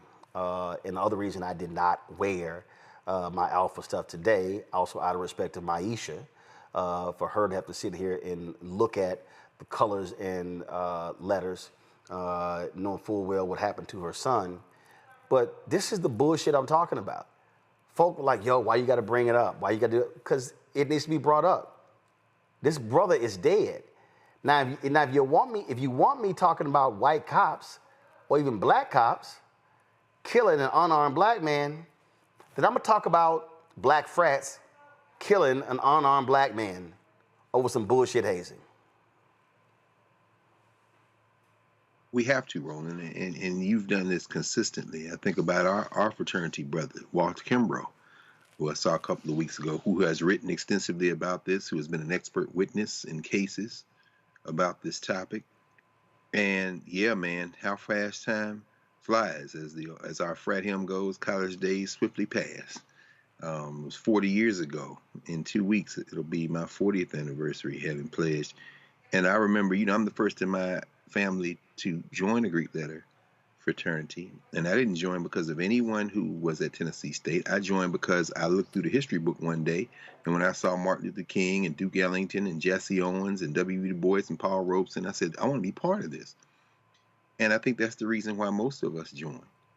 And I'll tell you, it's a melancholy moment for me listening to this conversation that you had, because, as you said, listening there to Ms. Kimball and thinking about why I joined, why you joined, why so many people join these sororities and fraternities, and realizing that here in the month of April, this is the season when many folk who are joining will now be revealed. At Howard, that's what they're doing right now. We're getting down to it. People will start coming out, as they say.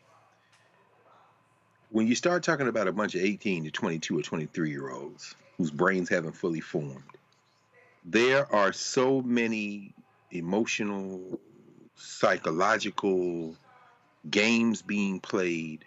I'm very hesitant these days to write letters of recommendation, depending on the circumstance, because things get very ugly very quick when you're talking about young adults.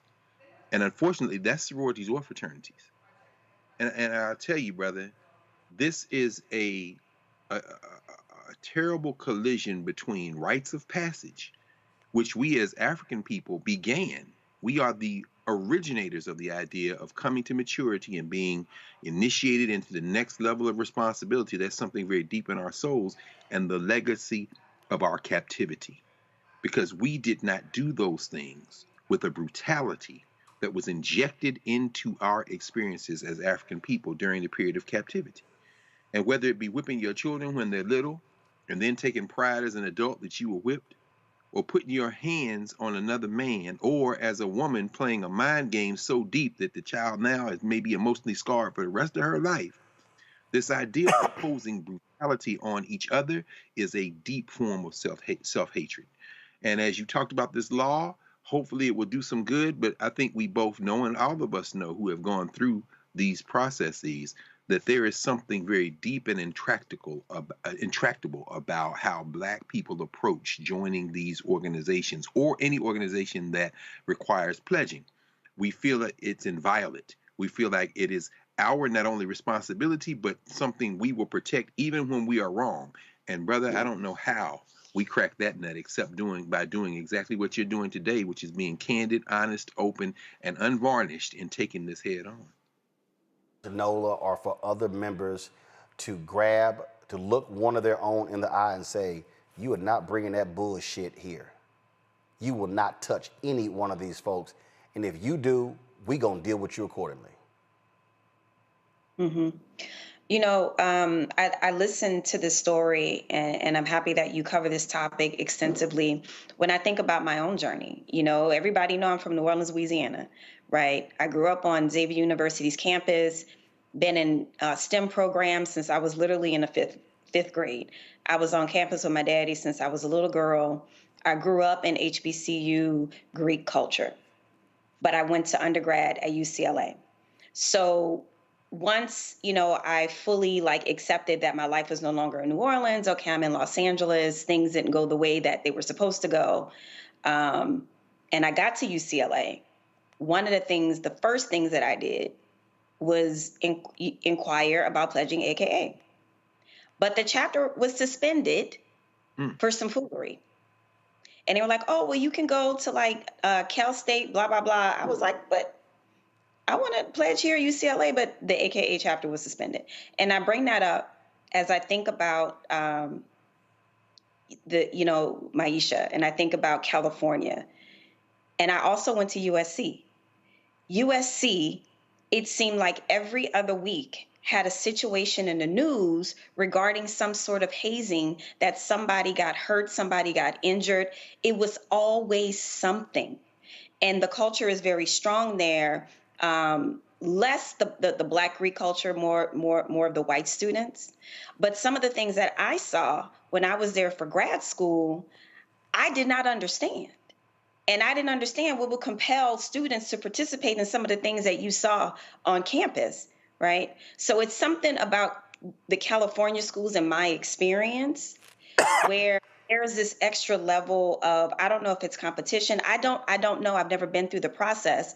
But coming from California, I can tell you this is a thing. This is a problem. And I hate that it had to end in this young man's life.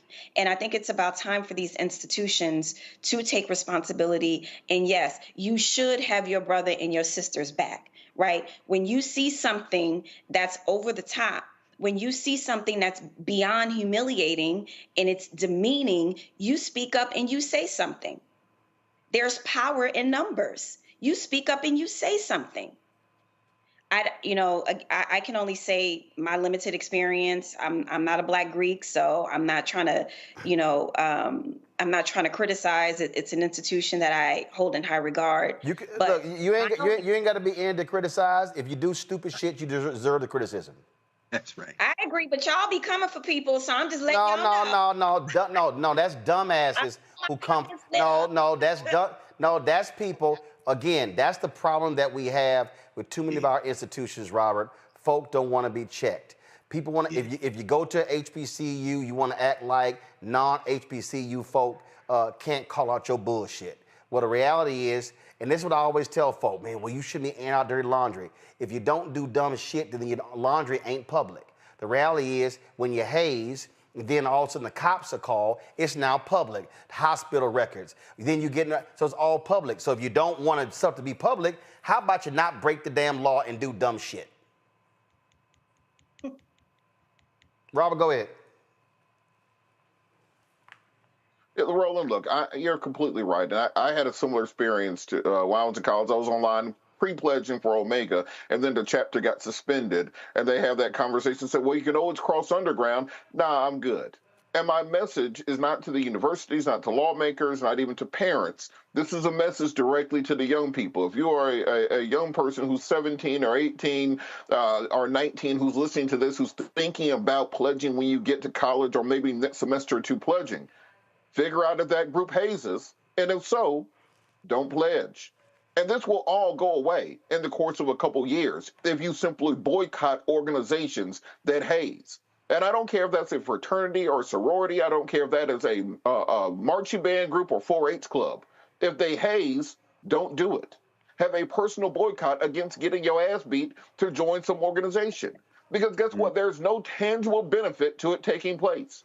They've even calmed the military down because of the culture of hazing that was in place over the course of many generations. The reason they changed it was hurting recruiting. It was hurting readiness. You can't go back to the full metal jacket days of military training. It is very different now for that exact reason. Yep. So I encourage you, don't participate in those groups and organizations. It does not make you a better member of that fraternity. It does not bring you closer to your line brothers or your line sisters. Nope. It does not make you more dedicated to the organization. It is just some people who have something, who have childhood trauma and hurt people, enjoying this masochistic idea that if I get to injure or psychologically manipulate or beat another person, that strengthens the organization, when in reality, these are supposed to be academic groups bringing in the best and brightest, who's pushing organization going forward. And of course, also doesn't make any sense if you actually haze somebody, then your chapter gets suspended and kicked off the yard. Now y'all can't even be on the yard,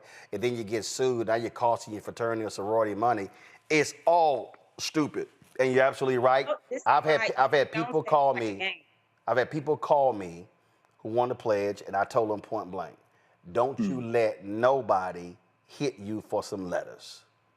And then if there is a brother or a sister who actually was admitted to the fraternity or sorority after hazing was reported, and then folks want to treat them like a scarlet letter was on them, why don't y'all do that to your members who chose to hit and beat somebody?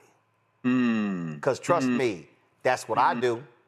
If I find out that you one of them hazing type, I don't talk to you. I don't look at you. And I will cuss your ass out. And if I'm actually in the presence where some pledges are, and you attempt to do that, I'm just letting you know right now, the person pledging will not be the one getting their ass whipped.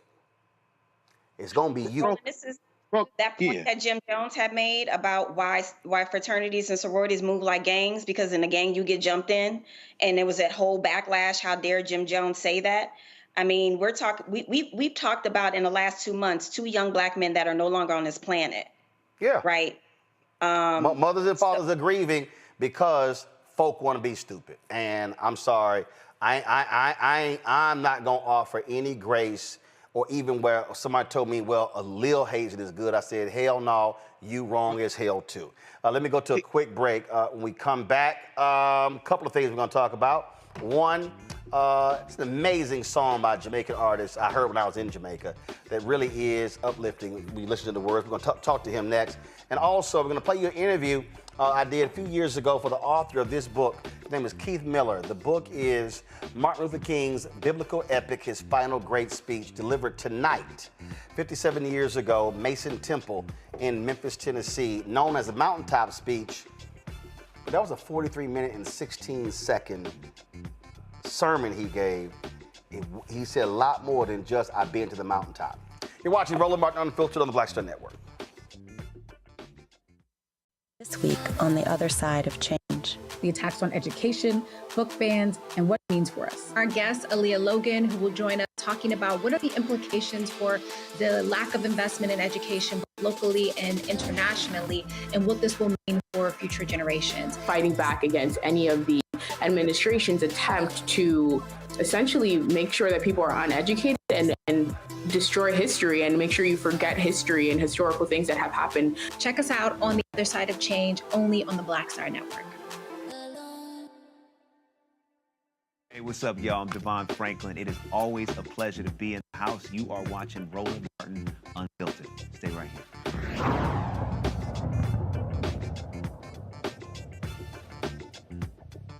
Last month, I was in Jamaica with my 21-year-old twin nieces, celebrating them turning 21. And wherever I go, y'all know I love music, and wherever I go, I'm always Shazamming stuff. Before Shazam even existed, I used to sit there and listen to a song, write down 4 or 5 lyrics, and then I would then get to my computer, type in lyrics and to try to find the song. And so that's always the case. And so I forgot where I was. I don't know where I was. I was walking to something, and I heard this song, and I was like, God, this is an amazing song, and downloaded it. And then I had posted it yesterday on my social media. Then even in our family group chat, my sister was like, she said, oh, that's one of your dad's favorite songs too. The song is called People Like You. It is by Gramps Morgan. Check this out.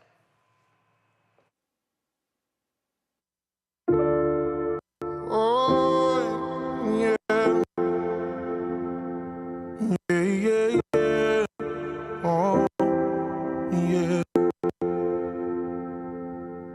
If you give a little more than you take, and if you try to fix more than you break, if you're the kind who takes the time to help a stranger in the rain, there's a place for people like you. If you stand up for those down on their knees and lend a voice to those who cannot speak, if you shine a little light, give sight to the ones who've lost their way, there's a place for people like you. I've heard up there the streets are made of gold. When you get there, there's a hand to hold. I believe when your days down here are through, there's a place up there for people like you. Joining us now is Gramps Morgan. How you doing, Doc? How you doing, Roland? So you there in Jamaica? No, actually, right now I'm on another island called the Philippines. Well, listen, I'm so sick of this it being warm, cold here. Give me consistent heat every single day. Let's talk about this song. So you recorded this, 4 years ago?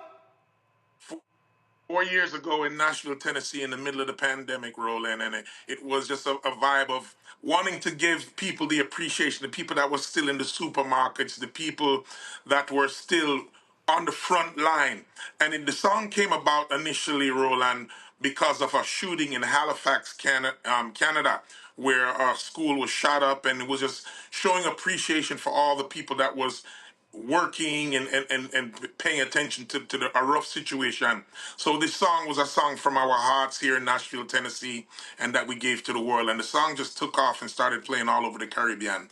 See, it's interesting because as I was listening to it, you can tell it has a combination of that Tennessee bluegrass, Jamaican, and so I didn't even realize y'all recorded it in Nashville. Yes. I moved to Nashville years ago. I was on tour with India Arie and John Legend, and went off the tour, and we played at a place called the Ryman. And I felt such an energy and appreciation for music in Music City, Nashville, Tennessee. And I said, I'm moving to Nashville. And my wife, who was a doctor at Vanderbilt University, of course, love make you do some things, but also for the love of music and the appreciation and the seriousness of how we take music serious in Nashville. And I took the opportunity in the pandemic to make myself better, wanted to become a better songwriter, a better artist, and Nashville gave me all of those tools. And Johnny Reed and the whole, Music City energy and over at Soul Train Studio. So I'm grateful. Now, you know why it's called Music City, right? Yes, sir. That's black people. Yes, sir. Yes, because see, a lot of folk run around talking about Music City, Nashville, but they don't want to give credit to the Fisk Jubilee Singers for Thank you, sir. inspiring that name. And trust me, Dr. Greg Carr, graduate of Tennessee State, right there in Nashville. He knows a little bit about that history as well. He's going to be able to ask a question real soon. A lot of folks obviously know you from the group Morgan Heritage. And of course, matter of fact, one of the previous time I was in Jamaica, I've been 1,000 times. I was actually in the store and I heard, what did I hear? I heard a song, and that was quickly downloaded as well. But you said it spread around like the Caribbean, but did urban radio, did gospel radio, did radio pick up on this song? Because it's a really an amazing, gorgeous, moving song. I had lots of people commenting, talking about how they played it at funerals, they played it at video slideshows. Talk about that. Well, it first started off in the sound system culture. A DJ by the name of Chin from an organization called Irish and Chin. And he heard the record, and once he heard it, he said, Gramps, what is this you have done? Do you know what you've created? And I said, I hope this song will heal hearts and encourage people to give them their flowers before they pass away. So it's a song encouraging, especially our community, to say, hey, man, come on, I believe in you. Thank you for being there in my life. So during the pandemic, Roland, we really got a chance to reflect. Mm-hmm. And this song never got a chance to get to urban radio or gospel radio. And I pray that every day I say, man, if Steve Harvey get a chance to listen to this song, to understand, because it's people like you in the media that can really understand songs like these, that's not really making you dance, but a song to make you reflect and appreciate those who have come before you and set the foundation. I did send it to Steve Harvey. I sent to him. I sent it to D.L. Hughley, Ricky Smiley, and some other ones as well. So we'll see what happens there. Go to my panel. I'll go ahead and start with Greg, since he knows well about that Music City scene there in Nashville. Yes, sir. Thank you, Roland, and thank you, Gramps. You said you played at the Ryman. Of course, I grew up in South Nashville, so the name D. Ford Bailey comes to mind. That black man who opened the Grand Ole Opry broadcast from that Ryman Auditorium back in the 40s and 50s, and people didn't realize when they were hearing that harmonica that this was the black man that opened the Grand Ole Opry broadcast every Saturday night from Ryman Auditorium. So I know you felt it in that cathedral, brother. That was the ghost of D. Ford Bailey. But I want to ask you your brilliant kind of extension of that roots culture, of that deep culture of Jamaica. What in terms of your process, it isn't the roots music perhaps that came out of the island, that circulated through the world, that gave birth to everything from hip hop. I know you're in Brooklyn, but you've kind of, in a sense, extended it for a new age. How would you talk about the relationship between the roots culture, the deep culture of reggae and ska and all of that music that you come from, and the music that we heard in that song today, which kind of speaks to a kind of contemporaneous expression of that tradition? Yes, brother. I'm glad you asked that. Well, when you listen to a song like People Like You, there's a reflection. And like I said, during the pandemic, we all had a chance to make ourselves better because we had time to work on things that we wanted to become better at or improve or learn a new skill. So for me, it's been a sound in my mind for many, many years, even while touring with my siblings, Morgan Heritage. And the story of how reggae and country music blends in the islands has really never been told repeatedly. So me growing up, when we were making rice and peas on a Sunday dinner, family dinner is a very important thing in the Caribbean. So whatever island you are in the Caribbean, you always heard country music, gospel music, people like Fats Domino growing up. So you would hear some Toots and the Maytals, then you would hear some Scatolites, and at the same time you hear Stevie Wonder and a Dolly Parton, or a Charlie Pride, or a Randy Travis, or a Kenny Rogers.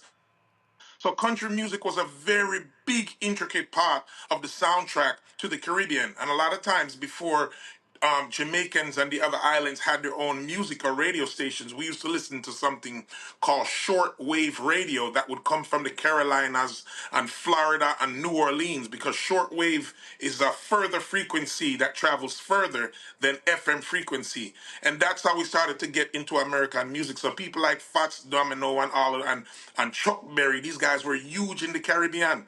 So during the pandemic, I was telling stories of when Kenny Rogers came to Jamaica and was just blown away by people knowing the Gambler. So this is really a testament of my story of a multicultural island man that discovered the sound of hearing the storytelling between reggae music and country music. And this is just a piece of my story. So it's a cultural blend, but it's a true Caribbean story. Nola? Brother, thank you so much for this song. I was at a kind of morbid event when Roland sent the song to me. It was a morbid event, kind of in a weird way, celebrating before tariffs hit today. Anyhow, I want to give you a compliment, and I have a question. So the compliment is this. When I heard the song, I was so moved, like I was literally fighting back the tears. I am currently, this is the first time I'm talking about this publicly, I'm currently producing a documentary about the historic 107 days of the Kamala Harris campaign and the women that were on that campaign. And when I heard this song, the first thing that I did was send it to my producer. I said, we need to get this to our editor because this is what I want people to feel. This is how I want people to feel when they first encountered Project 107, which is the name of the documentary. That song literally gave me goosebumps. And now that you mentioned that you were inspired by New Orleans and the South, I'm from New Orleans, I felt that deep, rich soul. I mean, I was just so moved. I stopped in the middle of what I was doing. So thank you so much for that deep ancestral gift that you gave us. And so secondly, I am one of these women who can't sit still and I need to do things. And I am heavily involved in activism through media and a lot of different things. How are you thinking and feeling about creating something very similar that speaks to what your cousins are going through here in the United States since November 5th? Just how things have changed so much, how everything about Blackness is being attacked. And I'm just curious, are you thinking about maybe creating something that speaks to this moment? Absolutely, sis. For many years, especially in Jamaica, Jamaican music has always stood up for freedom, for Black awareness through the powers of even Rastafarian music and the Rastafarian message. It has always been the upliftment of Black people and the knowing of oneself. And that's why we study people like His Imperial Majesty, Martin Luther King. These are some of the freedom fighters, Nelson Mandela. There has always been a message of peace and hope and one love within reggae music. So there's a catalog of music that is available from bands like Morgan Heritage, which is my family band, and of course Gramps Morgan. And I think that is something that we have to continue to push and push and push. The fight never stops. Because if we gave up when Martin Luther King left this earth, then where would we be today? So the struggle continues, and like Nipsey Hussle said, the marathon continues. So I'm always in the studio. I was in the studio last night here in the Philippines, in Manila, and just trying to make music and send even to a producer all the way in the UK. So music is so important, sister, especially to people, because just imagine a church without music, a political rally without music, a sporting event without music. So we, and my family, the Morgan Heritage family, we like to give music with a message to uplift our women, to heal our communities, to reassure them, to give them sovereignty so they know who they are, that we are not just a people that came from slavery. We are people that came from royalty. So that message is forever in the music. And I can introduce you to so much music, and we will continue to make those kind of songs. All right, then. Well, again, I heard it, played it, and so I posted it, and you responded. And I hit your DM. I was like, yo, let's get you on the show. And so we did that. And so, Gramps Morgan, continued blessings. Hope more people check it out. Like I said, I've shared it with all of my followers, and we'll see what happens next. Yes, and Roland, I just want to take this opportunity to thank you. May the good Lord bless you from the crown of your head unto the sole of your feet for continuing to bring your message. You didn't stop when the bridge was broken. You kept on going, and here you are with this platform. I've been a big fan and my family for many years. So to see you here on this platform and to see how me and you connected, I'm so grateful. May your breadbasket never be empty, brother. I appreciate it. Thank you so very much, sir. Thanks a lot. All right, folks. 57 years ago tonight, Dr. King gave, I dare say, his greatest sermon ever. Some will say speech. Keith Miller wrote a book. It's called Martin Luther King's Biblical Epic, his final great speech. I did an interview with him when I was at TV One. I like to air this interview every single year because I have a problem. White folks gonna do what they do. And Keith is white, so I ain't talking about him. I have a problem when we as black people, when we talk about Dr. King, and we talk about that sermon, all we ever focus on is the bottom 2 minutes of that sermon. When he talks about, I've been to the mountaintop, I've been to the promised land, that drives me absolutely crazy. It bothers me when we don't understand that that was a 43-minute, 16-second epic speech where he talked about black economics. He talked about how we are to operate. And so I wanted to play this because, again, this night is when it happened. And I wanted to share this with you and for you to understand it. And so here's that interview. Many of you have heard the last part of Dr. King's final speech, I've been to the mountaintop, but most folks don't understand that it is a 46-minute speech that is phenomenal. We spoke with Keith Miller, author of Martin Luther King's Biblical Epic, his final great speech, about it and how important it was. I call this speech a famous speech, but also an unknown speech. It's famous because the last 2 minutes are famous, especially when he talks about going up to the top of the mountain and looking out to see the promised land, but I may not get there with you. But we as a people will get to the promised land. That part is famous, and people think that he's predicting his assassination the next day. But the rest of the speech is overlooked. But in order to understand the conclusion, you need to understand the entire speech, because if he only wanted to speak for 2 minutes, he would have spoken for 2 minutes. So he spoke for 46 minutes, so he spoke for 46 minutes. The conclusion concludes something. So in order to understand the conclusion, you have to understand the whole speech. Well, it's the same thing I say every year when it comes to I Have a Dream speech. That was never even in the original written version. And again, as we focus on that as opposed to looking at the entire thing, always from a black church standpoint, I say we focus on the hoop part. That's the hoop part, but you better understand the thesis in the scripture earlier in the speech. Exactly what I'm saying. Earlier in the speech. So one of the things that you lay out, the architecture of the church played a role in this. What do you mean by that? I think the architecture of the church is very important, and it's been misrepresented by historians. They call it, quote, cavernous. It's not cavernous at all. It's an architectural jewel, and it's beautifully and brilliantly designed. Mason Temple. Mason Temple in Memphis. It seats 3,734 people. I know because I counted the seats. So, but somehow the architect was so brilliant that he could get these seats close to the pulpit. So if there hadn't been 3,000 people able to come to this speech, King would not have given a speech at all, because this was the largest venue in the entire South that African Americans controlled. And King was exhausted. He was in his motel room that night. He didn't want to give the speech. And he gave the speech because Ralph Abernathy told him, there's 3,000 people here. You need to come down here, Martin. If he had been anywhere else, there wouldn't have been that many people there because there was a giant thunderstorm that night that kept a lot of people away. You say that King made it clear that the oppressed must focus on the Bible and, as you say, lift themselves above the persistent exploitation that they doggedly endure. Yes, the speech offers King's interpretation of the Bible, and it's very important to understand that. He does something of a tour of the Bible in the speech. He starts out with the Exodus. He quotes Jeremiah. He quotes Isaiah. He quotes Amos. He has a long passage in the speech where he's talking about the parable of the Good Samaritan. And his professors in seminary taught him that the Bible was an ancient document.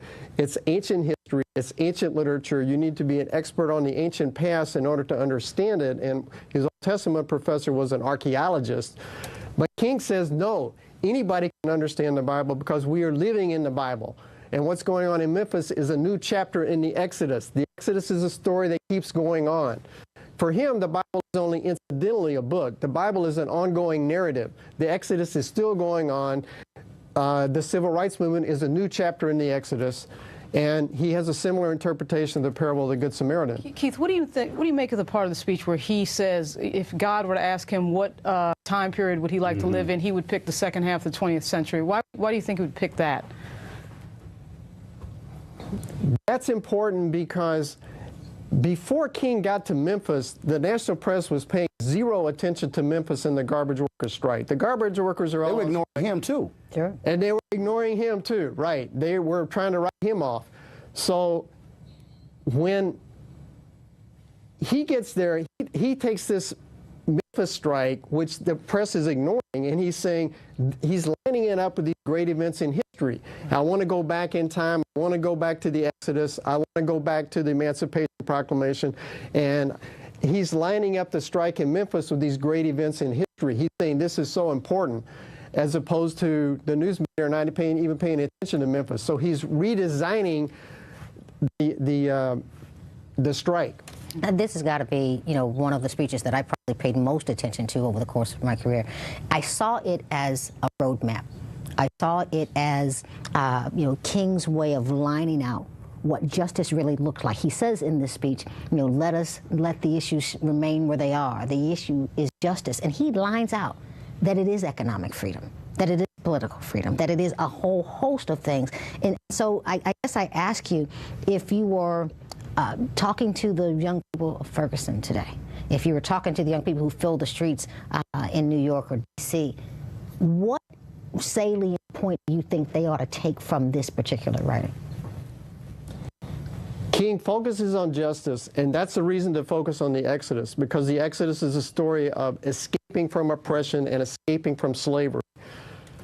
What King is, to me, what he's saying about the present is, you are important, your issue is important, oppression can still be going on, we may need another Exodus, and you may live in some tiny town, you may live in a small neighborhood in a giant city, you may think that you're not important, but these ordinary people, these strikers in Memphis, who most of them dropped out of high school, they are important players in an important drama. So he's saying that people who think they might be ordinary are capable of extraordinary deeds. And that's what fueled the civil rights movement, the masses of people who look like ordinary people who are making extraordinary sacrifices and creating extraordinary accomplishments. The book is an amazing book. It is Martin Luther King's biblical epic, his final great speech by Keith D. Miller. Folks certainly read the book, but definitely you want to hear the speech. I'm glad you broke it down, Keith, because a lot of people literally only that last part, but they totally ignore the other 45 minutes, if you will. Right. And it is an absolutely phenomenal speech there. We appreciate it. Thanks a bunch. Thank you, sir. Nola, Greg. Nola, I'll start with you again. It drives me crazy when we only talk about those 2 minutes. And it really was something that, King literally was leaving us a blueprint, a black print, if you will. Absolutely. And it aligns, wow, I'm trying to connect all these dots. It just aligns so perfectly coming off the heels of Cory Booker's speech. And I feel uniquely blessed to be one of those people, who was present and who had a chance to talk to him after he finished. I mean, after 25 hours, he still had the humility and the grace to be funny and to share his time, and truly he invoked the oratory, that long history of the orator, and how that is activism in and of itself, right? And for me, in as much as he spoke about John Lewis and he called us to action to get into some good trouble, my divinity school self kept hearing echoes of Dr. King, right? In this beautiful traditional Black oratory way of saying, this is the problem, this is where we are, and this is how we need to come together to solve it. And so right now, as we're talking about Dr. King, as we are thinking about where our country is right now, as I'm thinking about the march on April 5th, I'm personally not going to be there, but I'm going to be involved media-wise. All of these things are coming together, and I absolutely agree with Dr. King thinking that Exodus is a continual story. I mean, if you just look at the story and the legacy of Black people, the struggle and the oppression, it doesn't just go away because we get a civil rights package. It's ongoing, and we have to continue to fight for it, right? So my emotions are all over the place tonight because of what 57 years represent, what that speech represents beyond the 2 minutes, what Cory Booker just did, the call to action to get into good trouble. And, the one thing that I will say, I was invited to give a speech for AFGE, and I used an example from Boondocks to kind of get the speech going. And I said there was an episode where Granddad was outed because he used to lie and tell everybody that he was far more involved with Dr. King being assassinated than he actually was, that he was so involved in the civil rights movement, and come to find out he wasn't.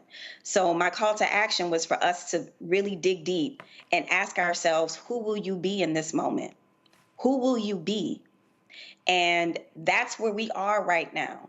Dr. King's words still speak to us 57 years later because we are still in the same fight. So who will you be in this moment? Will you be a couch potato, and will you tweet about it, and will you roll up and roll in his comments?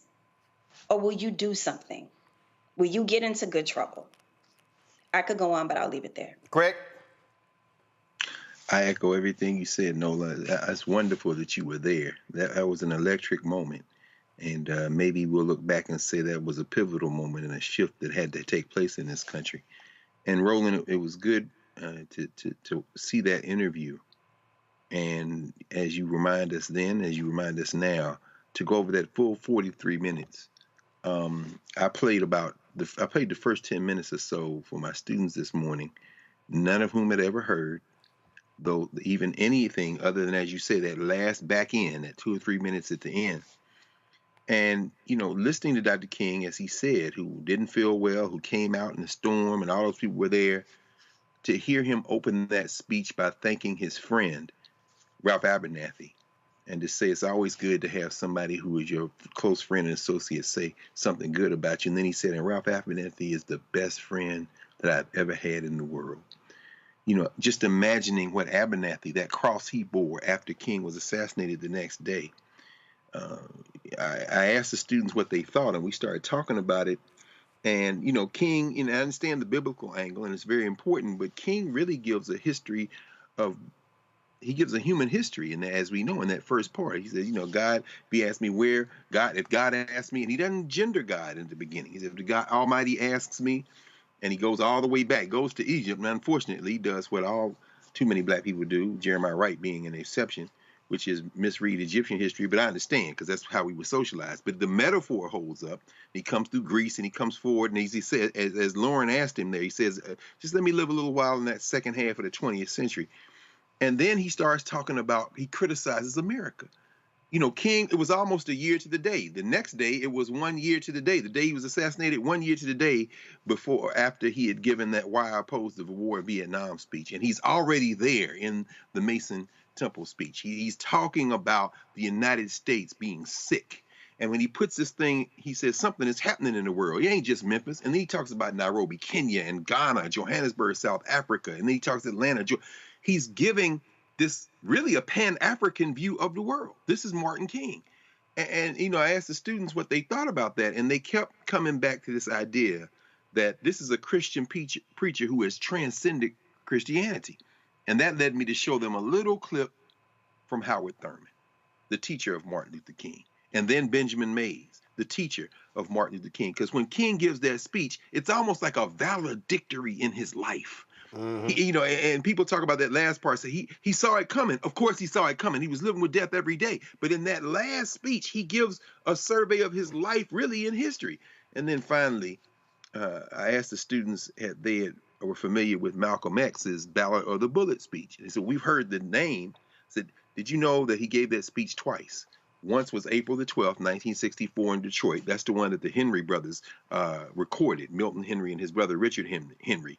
Baba Amari Obadele, whose very good friend Chokwe Lumumba was out of Detroit, whose son, Chokwe Antar, is fighting for his life to be the mayor again, political life, being the mayor of Jackson, Mississippi.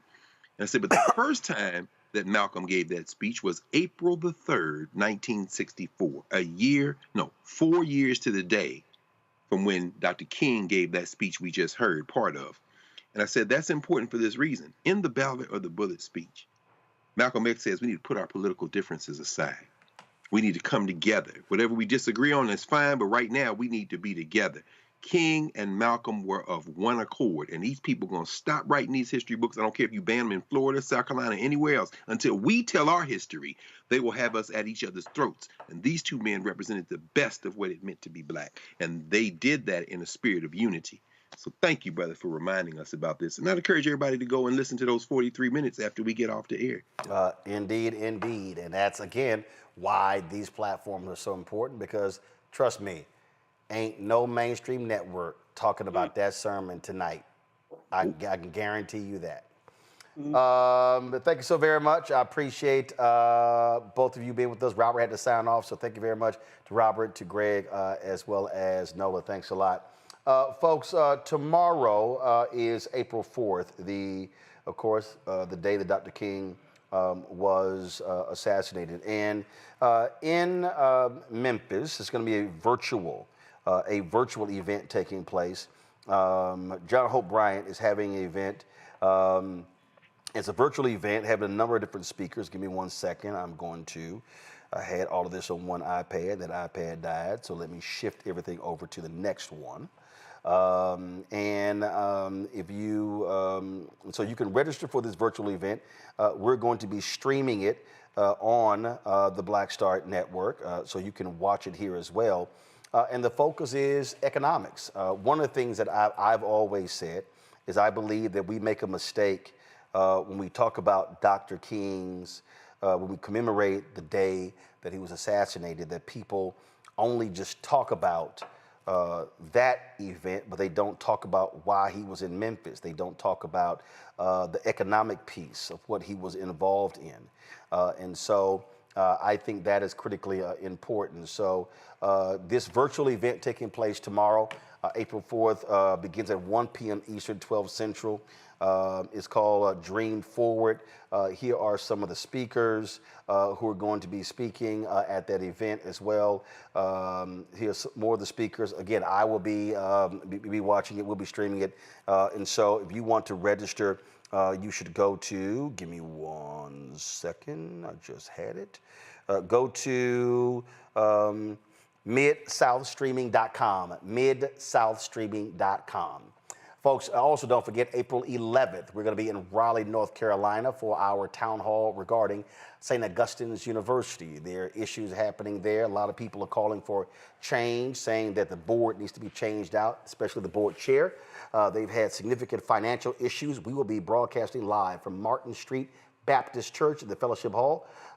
Doors open at 5 p.m. And so we look forward to you being there as well. And so we're going to be on the road there. So we look forward to that. Folks, the stuff that we do, these sort of events that we cover, no one else is doing these things. And so your support is critical to us being able to do these things. And so if you want to contribute to our Bring the Funk fan club, as I said, our goal is to get 20,000 of our fans contributing on average $50 each a year to raise $1 million through our fan base. There are multiple ways for you to give. Cash App is one of those.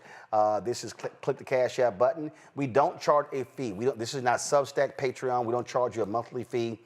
This is, frankly, a love offering. That's really what it boils down to. And so what you should do is go to, go to Stripe. This is the QR code here. This is to contribute via Cash App because Cash App closed out our account when they changed their rules. And so you can't give to us direct, but you can use Stripe to do so. You can also use Stripe for credit cards. If you want to send a check and money order, please make it out to Roland Martin Unfiltered, not Roland Martin, not Black Star Network, not Unfiltered. It has to be Roland Martin Unfiltered for the purpose of our banks. Some of you have sent me emails. Please understand when you send checks, they're coming to us in D.C. I have to open them. I have to sort them, sign them, and then send them to our bank. They have a whole different process, so it takes some time for us to cash the checks. Obviously, if you give electronically, it's a lot faster, but there's a process involved, and so it might. And I don't go to the post office every single day, and so I go once every 2 to 3 weeks. And so understand it takes about a month for us to process checks and money orders. It was different when we were getting 30 or 40, but in the last 2 times I've gone to the post office, we've had more than 730 checks and money orders, so it takes a little time, folks. The P.O. Box is 57196, Washington, D.C., 2003 7-0196. PayPal, R. Martin Unfiltered, Venmo, RM Unfiltered, Zelle, Roland at RolandSMartin.com, Roland at RolandMartinUnfiltered.com. Download the Black Star Network app, Apple phone, Android phone, Apple TV, Android TV, Roku, Amazon Fire TV, Xbox One, Samsung Smart TV. Be sure to, of course, download, first of all, get our Black Star Network gear, our Roland Martin Unfiltered gear. Get the swag, our shirts, hoodies, wall art, mugs, t-shirts, you name it. RolandMartin.creator-spring.com, RolandMartin.creator-spring.com, or go to BlackStarNetwork.com. QR code is there on the screen as well. Also, get my book, White Fear, How the Browning of America is Making White Folks Lose Their Minds. Available. Bookstores nationwide. I'll have them on site. We're in North Carolina next week as well. I'll be personally autographing them there as well. Download the version I read on Audible, and be sure to download the app Fanbase. You can also invest. $11 million has been hit. Now it's $11.1 million. So go to startengine.com/fanbase. Folks, I want to play for you the full video of that Gramps Morgan song and close the show out. We're going to do that right now. I'm going to see you guys tomorrow right here on Roland Martin Unfiltered.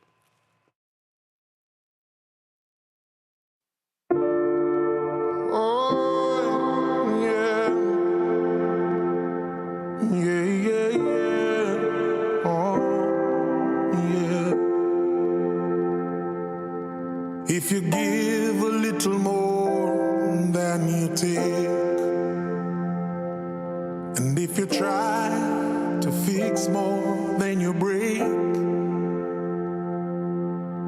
if you're the kind who takes the time to help a stranger in the rain, there's a place for people like you. If you stand up for those down on their knees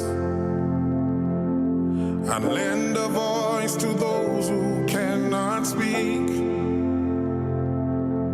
if you shine a little light, give sight to the ones who've lost their way, there's a place for people like you.